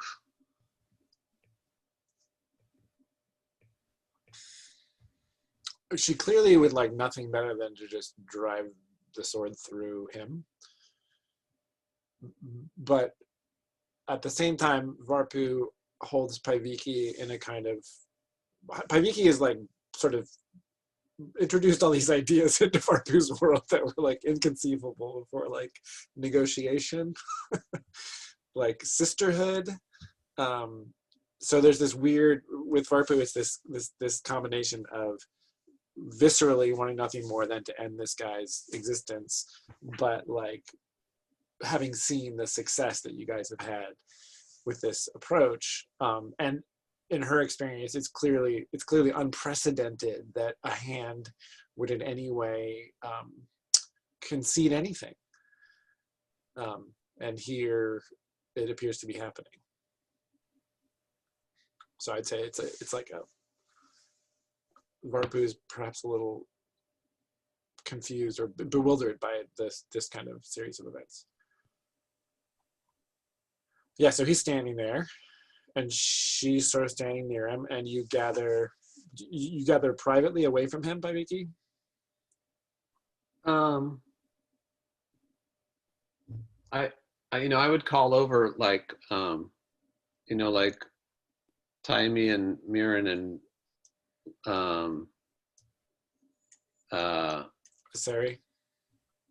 Asari and Varpu. Okay. And just decide what to do with him, because it's not, it doesn't feel like it's Paiviki's job to decide what happens. So just trying to put an end to the fight. We've got like, what was it, like 50 people or 30, I can't remember, off to the side that are like in this other camp. Yes, about 30 people in the adjoining neighboring camp.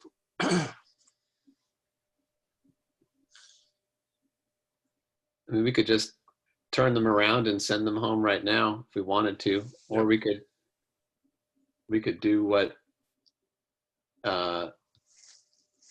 we had talked about and like try to pump them for information, but then we'd have to deal with this guy some more. Yeah. We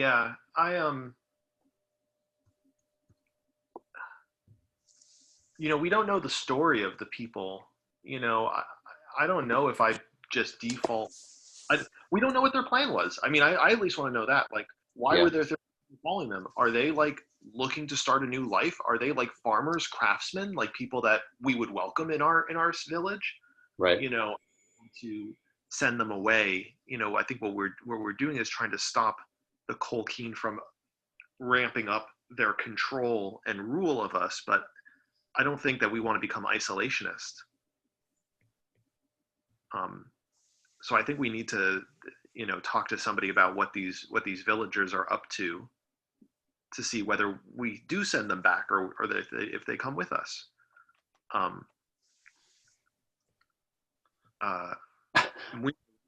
What do you think of, this guy just going back?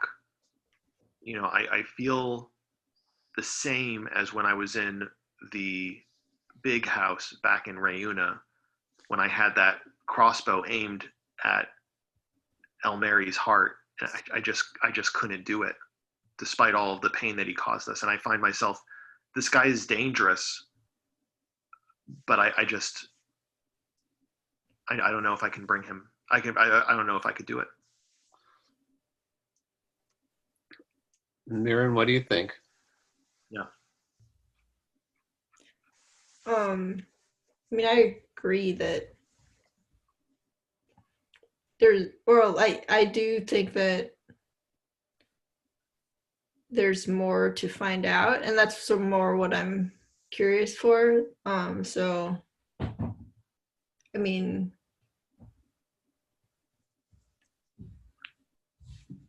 if there's a way to talk without, all of the stress. I would be for that.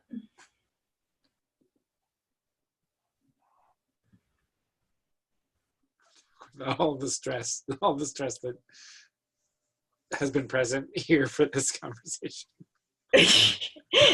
Yes, the literal and the play battle. I mean, I do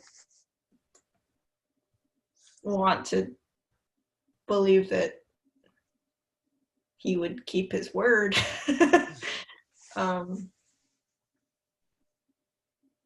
Yeah, I think Paiviki speaks and says, "I've seen it. His word is true."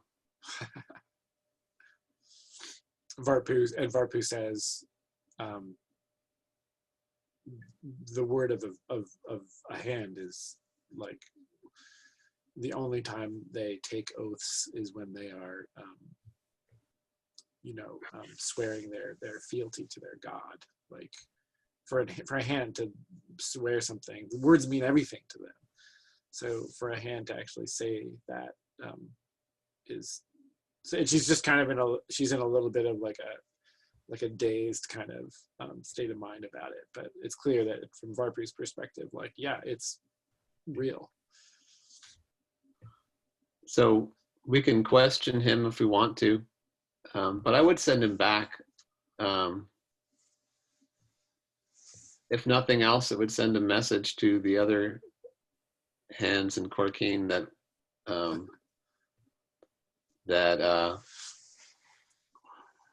either they should mess with us or that we shouldn't be messed with.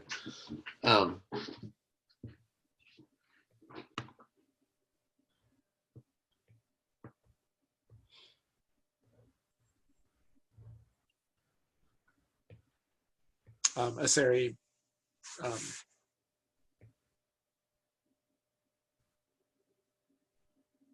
I think there's some conversation about the sort of the cycle that you guys talked about before, where if more death and more violence occurred because of the Corkine do have the amount of sort of power that they possess here, that it's hard to imagine them not just like returning with, redoubling their kind of efforts, but this is like a kind of a chink in their armor, right? Like to get a hand to take this position in order to save his own life is not something that they would have anticipated and might not even know what to do with. Who knows? But yeah, so Asari is like, Asari feels like it's kind of an approach that has more potential for success than the threat, right? Yeah, I mean, I think what Asari's talking about could have happened in any certain, like if we killed him, it's just like with Salt Fallen, right? Like eventually word is going to get back. Yeah. Eventually they're going to know that like there's not a hand in Rayuna, and what they do with that. So, in some ways, sending him back, if the worst case scenario will just come quicker, but it's always going to come, But showing a level of mercy and getting an oath out of this guy, they could work. It could work. We could try to get him to. I mean, he agreed never to come back. It's not like he's necessarily speaking for all of the Corkine, but no. What's that? I lost you. Oh, I definitely think that we could have, gotten a little trapped here in like a misworded genie wish, where like he says something very specific, but that ends up like poning us later on. I am no man, Right.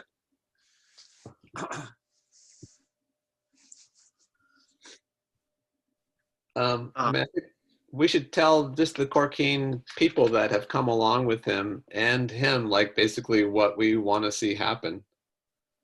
You know, I don't know if those Corkine that came along are really going to want to come and settle in a place where their leaders were just attacked and many of them were killed. If they'd be like, sure, that's all right. we'll come and stay with you guys. Maybe they would. It depends on what their relationship is with the Corkine.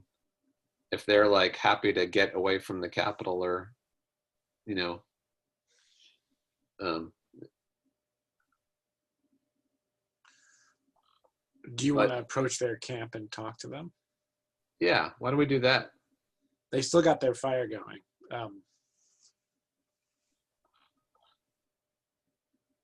Yeah, so that's a sort of en masse with the hand in tow, I assume. Sure. To kind of demonstrate to them that he's. Yeah.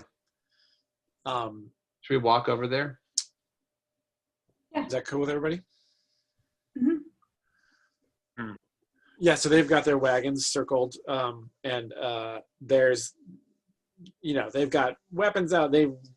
Some of them were aware, or perhaps, observing at closer range what was going down once they heard stuff happening, and then kind of retreating to a defensive position. But when you guys show up much better armed, several of their number kind of like submit, and you learn that they are, Taimi like maybe throws up the burlap on one of the wagons and sees a bunch of picks and shovels in the back of one of the wagons. And you learn that they are grasslanders and some Corkine, but mostly grasslanders, who have come here to mine for iron. So they've been pressed into service by the Corkine to basically start an iron mine. And what you learn from them is that the god Ani told them, not them, the miners, but told, this is all under apparently at the direction of the god himself.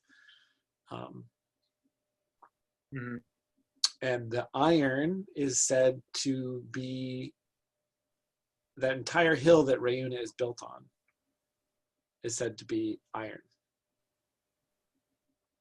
underneath it, according to, whatever oracles they're listening to in the church. So they've been sent to basically turn the village into an iron mine. Whoa. Ain't happening. So they're all just like, this comes out. Some of them, about half the number have actually run away before you guys even got there, because they saw what was going down and just hoofed it out of there. So from the remaining ones, that's the story that you get. That they were all told that they would be able to start a new life here and would be able to send for their families eventually.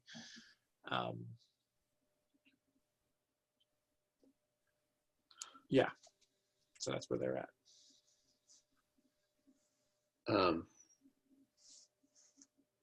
I'm mixed. I mean, it seems like a sudden influx of a whole bunch of Corkine could be problematic. But on the other hand, it could also be good to have some people who are Corkine to see, if you want to leave Ani and all this word keeper stuff and come and live by the way of the Motherwood, and that seems like that could be a good relationship. I think Paiviki would tell them, they're like, the hand is standing there, and she would say, the hand has given his word to leave this land and leave it be. and that all who oppose are his enemies. And then I say to the hand, is this truth? Do I speak the truth? Yeah, and he says, Sina Oletsukeya. This is truth.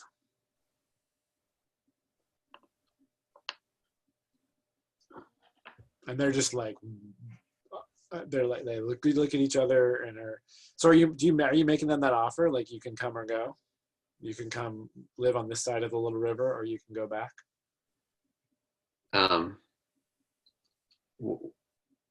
What do you guys say?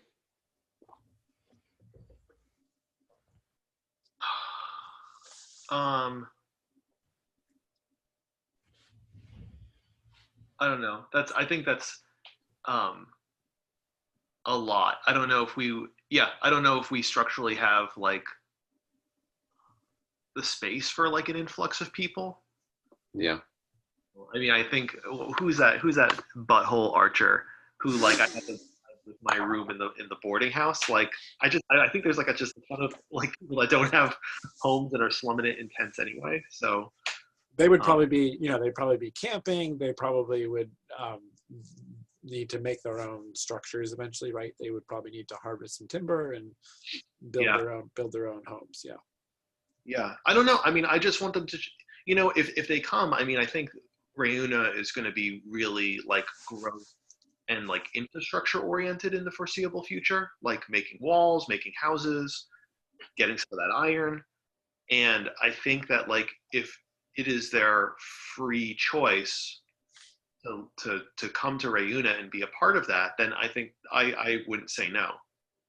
But I think that's the operative word, is like, what's their choice? If they were pressed into being these iron workers, then like, they can go back to whatever that town is that's in the middle that's free. They could go. Yeah, right. Go to Sakagara. But you'd be up for, Taimi would be up for making the offer.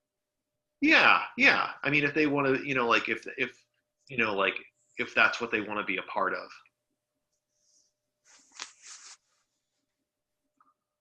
Yeah, Muirin, any thoughts? Does that all seem cool? Yeah, I mean, Muirin would agree with the reunion villagers decision, because it's not necessarily her place either to say if he can settle or not. Sounds good. So Paibiki makes the pitch. Yeah, and I think I would just say that the hands and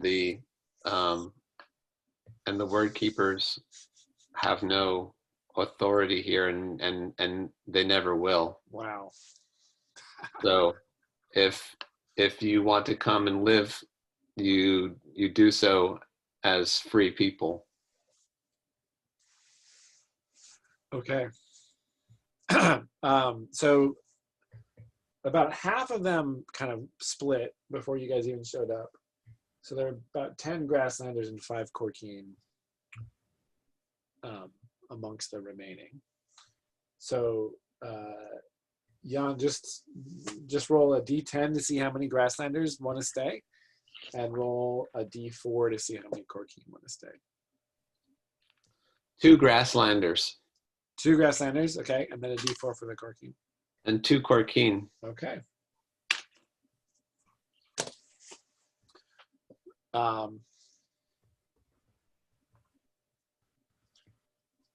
So that means that the remaining 1, 2, 3, 4. So they're going to take 3 of the wagons.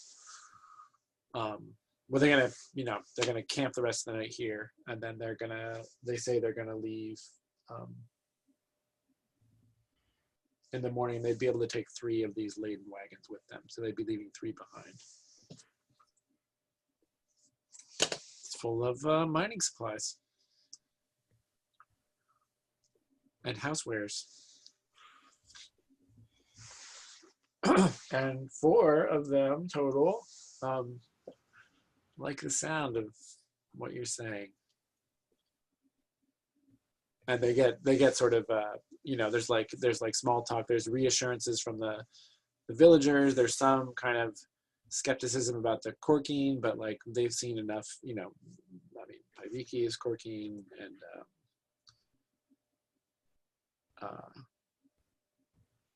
yeah, so I guess those other 4 will also camp the night there, and then the next morning will head your way. All right. And I don't know if there's any, what about, I guess, are we sending the white ones and the word keepers back as well? There's only one white one alive. All the word keepers are dead. Even the one. Sorry? Even the ones like the one to the far east and the one to the far north. Oh, this guy, don't know what happened to him.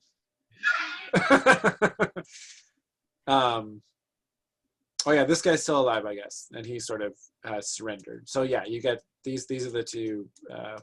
Okay. These guys here are the 2 survivors. And you lost 2 villagers here. And in Asari's gang over here, in this little fracas, does everybody remember John Mary the Layabout? Oh yeah. He has fallen. Oh. Oh, that's a bummer. Beyond that, people suffered, there's some injuries and stuff. People are tending to the wounded, but nobody was, beyond those 3 losses, there wasn't anything else. Wow. We need to put up like a memorial or something. Like here by the side of the road in this. Yeah, like the Battle of Roadside, whatever. Yeah. So it's battle of rain and word. Rain. Ooh, rain and word. I mean, it's kind of effed up for us to put up like, I mean, those 3 people matter, but like, one of them died too.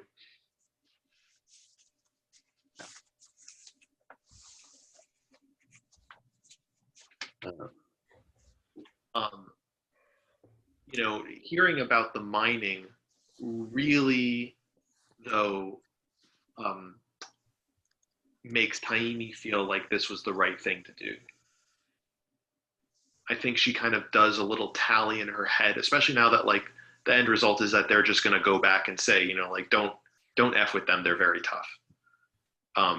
She kind of does a tally like, how many of them died, how many of us died. But ultimately knowing that the plans were to turn it into a mining town, I mean, that's just 0 to 60 in terms of like the type of subjugation and like displacement that we were afraid of. Uh-huh. So, yep. In some ways, I think that part of this that has been difficult is that we've been pushing against a reality that we didn't really know or understand. Like we had made a couple of assumptions of like what was going to happen, and to have that confirmed is at least a little bit of an exhale for me, for Taimi and John Chidurgeon, to be like, oh, yeah, they were really up to dag nasty evil. They were going to, like turn our town into a mining town, shut down the old theater, kick them off of Broadway, all that stuff. There's going to be a shopping mall. It's going to be. Yeah. They're going to turn the tree into a tourist trap, Oh, man. We were going to make new red cap, like new coat, like. Oh, man. But this conflict was never going to abate all the danger, but I'm fairly satisfied with the outcome. I mean, I think that narratively it does open the door for us to like, kind of pivot and do some exploration. With the background idea being like, I mean, we left and kind of came back and caused a lot of cool shit to happen. So there's got to be more treasure and allies and monsters and, tools at our disposal out there. Sorry, I gave like a Star Wars crawl there. Yeah, no, that was great. That was a good summing up. Yeah.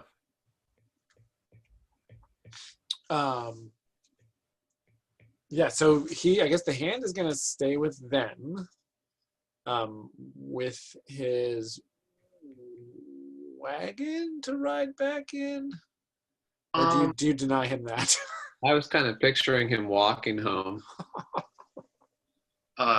Yeah, also, like, Paiviki, I would search. I mean, that guy is in possession of some very powerful magics. Like, if he has anything that would be used to you, I would totally, like, loot that wagon. Yeah. If we search that wagon, do we find anything interesting? Oh.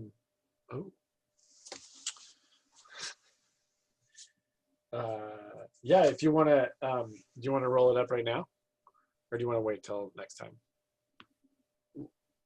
It doesn't matter to me either We're way. looking at time wise. Yeah, okay. We're gonna wrap up. So yeah, we can do a real quick some booty rolling. Booty roll. Absolutely. So there's that two-handed mace that he has. I'll actually just take you through this process right here.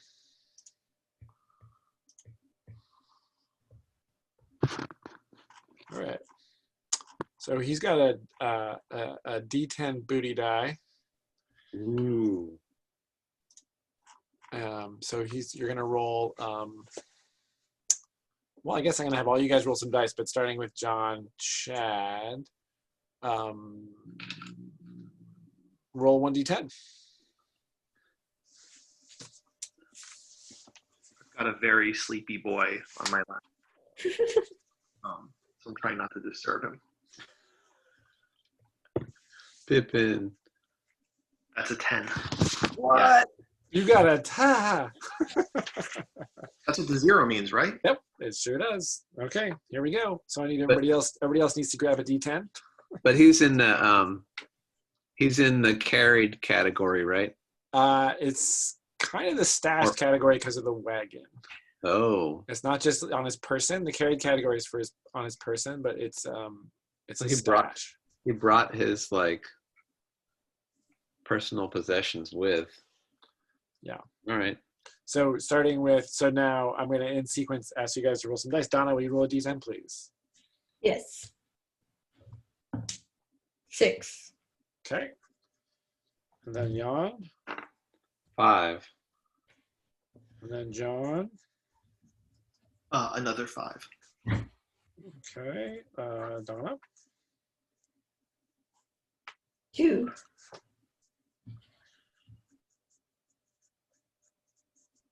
Okay. Jan. 4.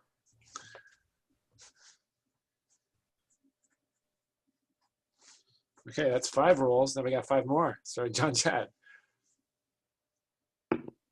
Another 10. Whoa. Whoa, dude. 10. Donna. 2. Okay. Jan. 7.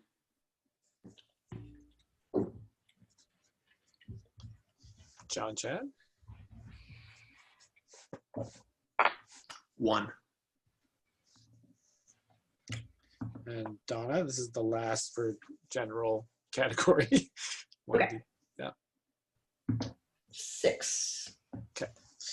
Boy. Okay. So we're just going to start off with the silver pieces. Jan, will you roll 1, 2, 8, 9 d10?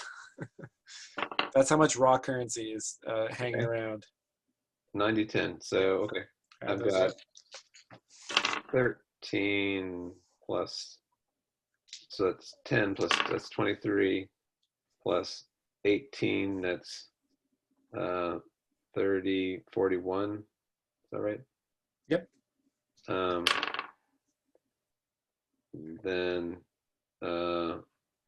11, that's 52.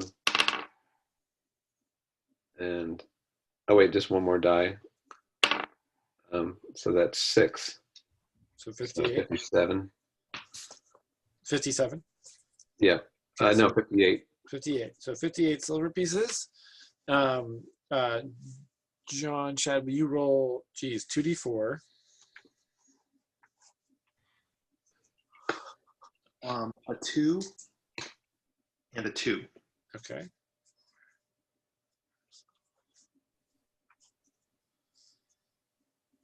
That's just miscellaneous personal items. We don't have to roll them up specifically right now, but that'll be things like, remember that soap you found that one time?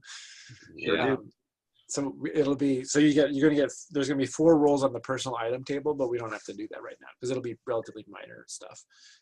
So then the next up is let's see, there's no trinkets. However, there are gems. Donna, will you roll 2d4? Sure. Do you want us to be seeing all this, by the way? Sure, yeah. This is like, oftentimes I'll roll booty separately or whatever, but yeah, these are the booty tables, so you can just see how the whole process works. I got a 3 and a 4. Okay, so that's 7 gems. Ooh. What? Jan, will you roll a d12? 9. Okay.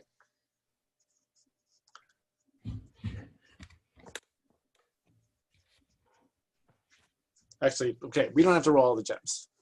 Just as an example, that one is, I'm going to say it's probably an aquamarine worth 5d10 times 5 silver pieces, right? So I've made a note that there are 7 gems. So there's like a little, in his bed area, there's like a little gilt coffer that he has, and you figure that that's where most of the money is, and any of these smaller items would be in there, and you figure that that's his little cache of stuff that he would use to negotiate and trade with merchants and whatnot for things that he might need. So there's a bunch of gems in there, and then John, Chad, will you roll 2 pieces of jewelry? Will you roll a d12 for the first one? 1. Okay. It's made of lead. That must and then a d12 for the material of that. 8. Okay, that is actually the nice box that everything came in. It's a fine box. Roll a d6 to determine the material again. Sorry, it's fine, which means it's very, very nicely crafted. Yep. A d6 is 5. And it's made out of silver, and it's got some gems set into it. So it's this little, so it's not gilt, it's made of silver with little gems in it. Yep. Plus, so fine plus silver. And then, oh, Donna, roll another piece of jewelry. D12. Oh.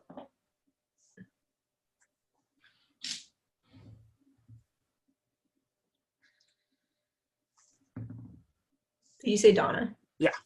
We're done. Okay. 4. Okay, this is a ring. And roll a d12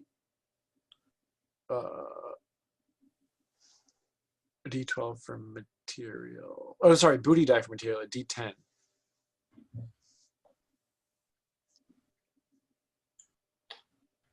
Okay. 8.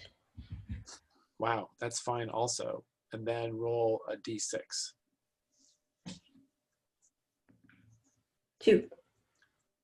Okay, so it's a very fine, it's just copper, but it's a very fine copper ring that was in that little box as well. And then the very last thing is a rarity.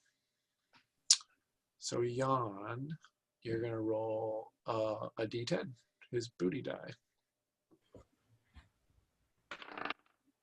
A 1. Okay, it's trade goods and a d12 for the type. 7. Oh, it's grog, wine, spirits. Okay, so it's Corkine wine. There's a case of Corkine wine, and you roll a d10 to see how much of it is in this wagon. Okay. 3. So 3 weight worth, which is going to be, it's going to be like probably 2 cases of Corkine wine there. Right.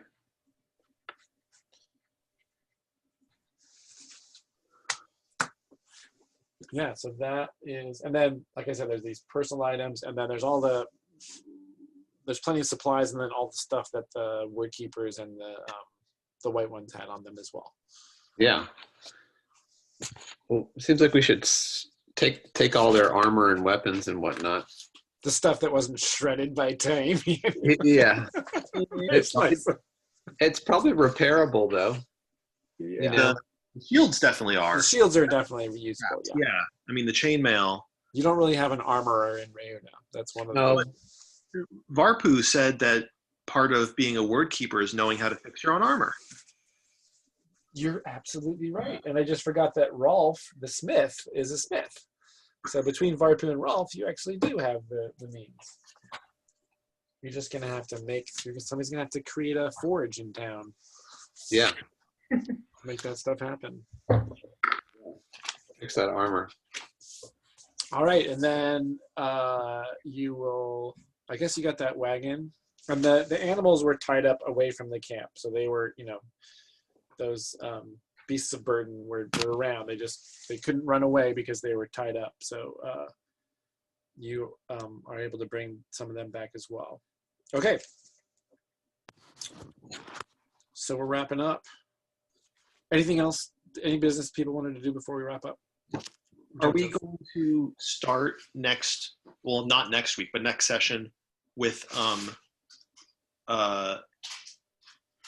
like them walking into the distance? I think you'll be probably back in Reuna.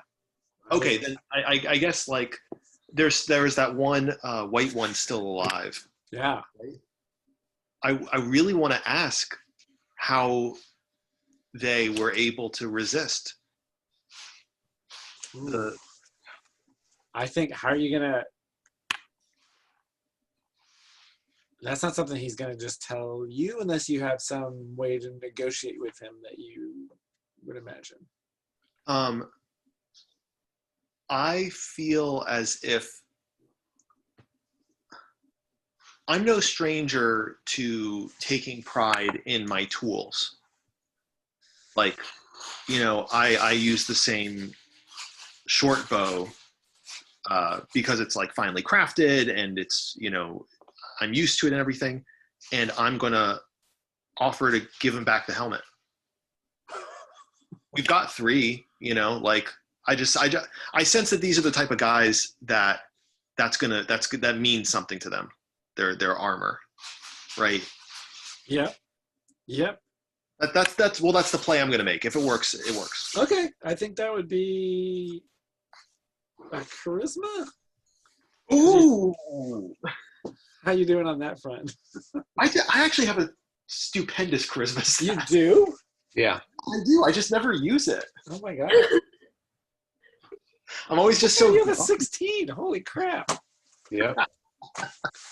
These people were not just following you into battle because, they were following you into battle because they were like, all right, Taimi, let's go. Okay. Yeah, make that roll. You're appealing to his sense of... A 9 + 2, 11. Yeah, so there's a pause, and then he reaches out and takes the helmet, and he says, I was born into the church and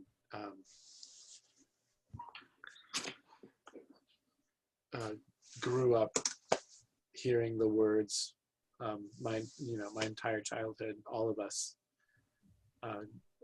grew up with Old Corkine, with the hands speaking that language. It's the common tongue to us. It has no.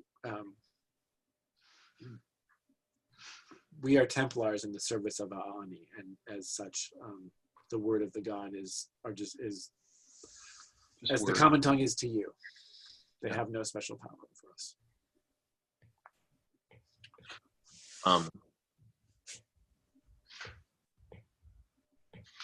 Yeah, Taimi nods and walks away. Okay, great. That's actually really useful. Yeah, that's actually really useful. Really useful. Time to study up. Yeah, so I think so maybe like dawn breaks and then, everybody's, gathering up their stuff. Of course, nobody got any rest last night. Um, and then next time we'll just cut back. We'll start off in Rayuna. And Yeah, right I now- definitely need a lot of rest. What's that? A lot of rest. Yeah, man, Tiny is really taking some hits. Yeah. My stats more than my HP. Yeah, that was Yeah. an exhausting battle for you, right? Like breaking all that armor and Yeah. Yeah. I'm down 5 strength, 1 constitution, 1 dexterity, 2 wisdom. and if I'm not mistaken, this all happened between liberating La Devacy and this. That was just like a 3-day span, right? Yeah. So no wonder everybody's exhausted. Great. So, wrapping up, fighters mark XP if you solve the positive problem with physical prowess. Indeed. And Jan would be able to choose either magic user or fighter, because magic also solves problems, but you have to choose one or the other when you're multiclassing. Thief, solve a problem with stealth or trickery. Definitely some trickery there. Mm-hmm. Parkouring off the wagon and running by him. However, that massive blow to the chest that knocked him out of the wagon was neither stealthy nor trickery. It was just like a straight up fighter move, which we've never really seen Weirin do. That's always great when you break your type and just do something else. Yeah, possibly more effective than my the sneakier moves I tried.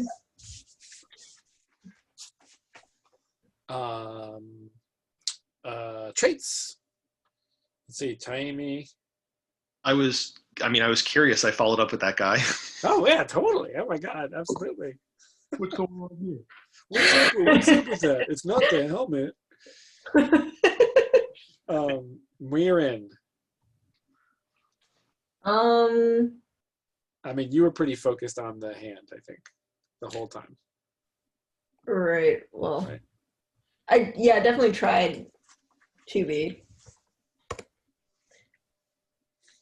Great. So mark XP for that. Taiviki. I think I was boastful. And I told them that their word means nothing to us. Trying to figure out how to be boastful.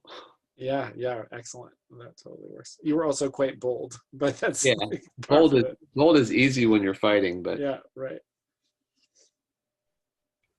Well, I don't know. You could be cautious and defensive, but you did a number of very, very bold things. You led the charge into battle. You tackled that guy and took him to the ground, and unfailing. Okay, great. Alignment goals. Disrupt a symbol of chaos or a symbol of order. For sure. And vice versa. Weirin's lawful, right? Yes. You're also bringing order to the land. Like both those things happened, right? Right. External order is being imposed. That has been disruptive, but in that disruption, the local law is being returned. I wonder if that also applies with neutral to correct an imbalance. Ooh. There's an argument for all of them. Yeah. There totally is. Yeah, I love it. Actually, that's great that no one alignment wins out here. Everybody get XP for alignment. And then we have, did you make an exciting discovery? Well, you learned about how the white ones are immune to the voice. Mm-hmm. Yeah, that's true. Did you overcome a difficult obstacle? Definitely. Everyone gets XP for that. And did you acquire some memorable booty? Yeah, you got a wagon full of gems and treasure. Woohoo! And a big 2-handed mace. That was a lot of XP. Yeah, that was a lot. Yeah. Is everybody level 6 now? No. No. You guys are not quite there yet? So close. 101. So I took my attribute tick because I'm human at the end of every session. Yes. And that leveled up my strength. My maximum was 14. It's now 15. My current was 9. Does my current also up that 1 point? Yes. That's awesome. You got stronger.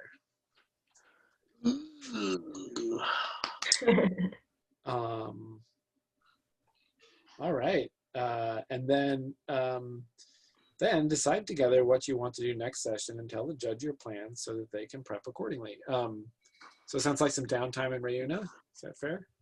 Yeah. Yeah, that's what I'd be into. Yeah, Definitely. agree. I want to read books and check in with all the villagers and stuff. And then was there any, who knows how long downtime will actually take in terms of playtime, but like, is there any particular direction or adventure that you guys were interested in pursuing next? Is anything on anybody's mind? We had talked briefly about going north, going to the villages on the coast and kind of exploring that region. So I'd throw that out there. I also think that down in the Salt Vollen region, there's still like a ton of stuff that we could do. There's the elves that we can go check in on in Arundale. Arlandweir, yeah.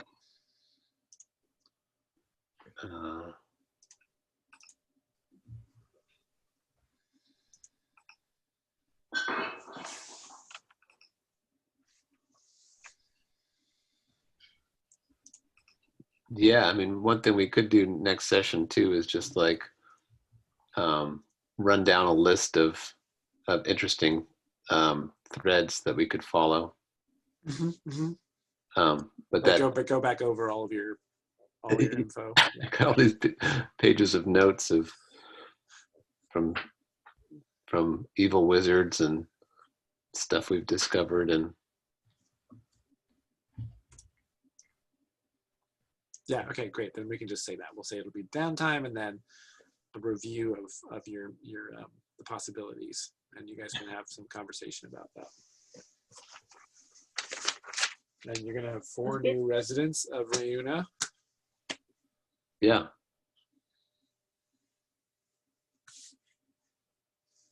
I mean, I think that in a very basic way, like you were saying, John, like just general exploring so that we know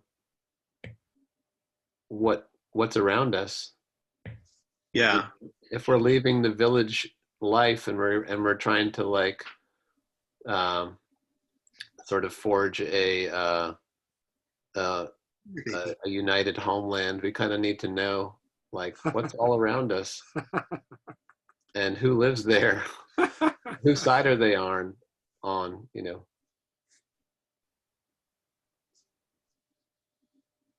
Great. That sounds like great plan. All right. That is it. I guess the last thing on the record, I just want to say, Jan, I thought you did a really great job tonight, playing that interaction with the hand. You know, it was like the end of Avatar: The Last Airbender, where like Aang is like concerned that he's going to have to kill the Fire Lord to stop, or he might have to, but he's like, no, I want to find another way. And you found another way, and I totally didn't see it coming, and it was just really, really cool. And I know that I sense that was maybe a difficult interaction, that one, and then last week with the one with Weirin, like, will she or will she not kill him? So I just kudos all around, team. Good job. Yeah, and I have to say that moment. So, as you guys know, like I based the characters and their behavior on their character traits. Right, like they respond, and if I know an NPC well enough, then I look at their traits and they'll respond to what you do according to their traits, if the trait applies. And he was dead set, like everything I described about him is completely in keeping. But then when you called up the idea of like when you brought up the importance of the word to him, like I'll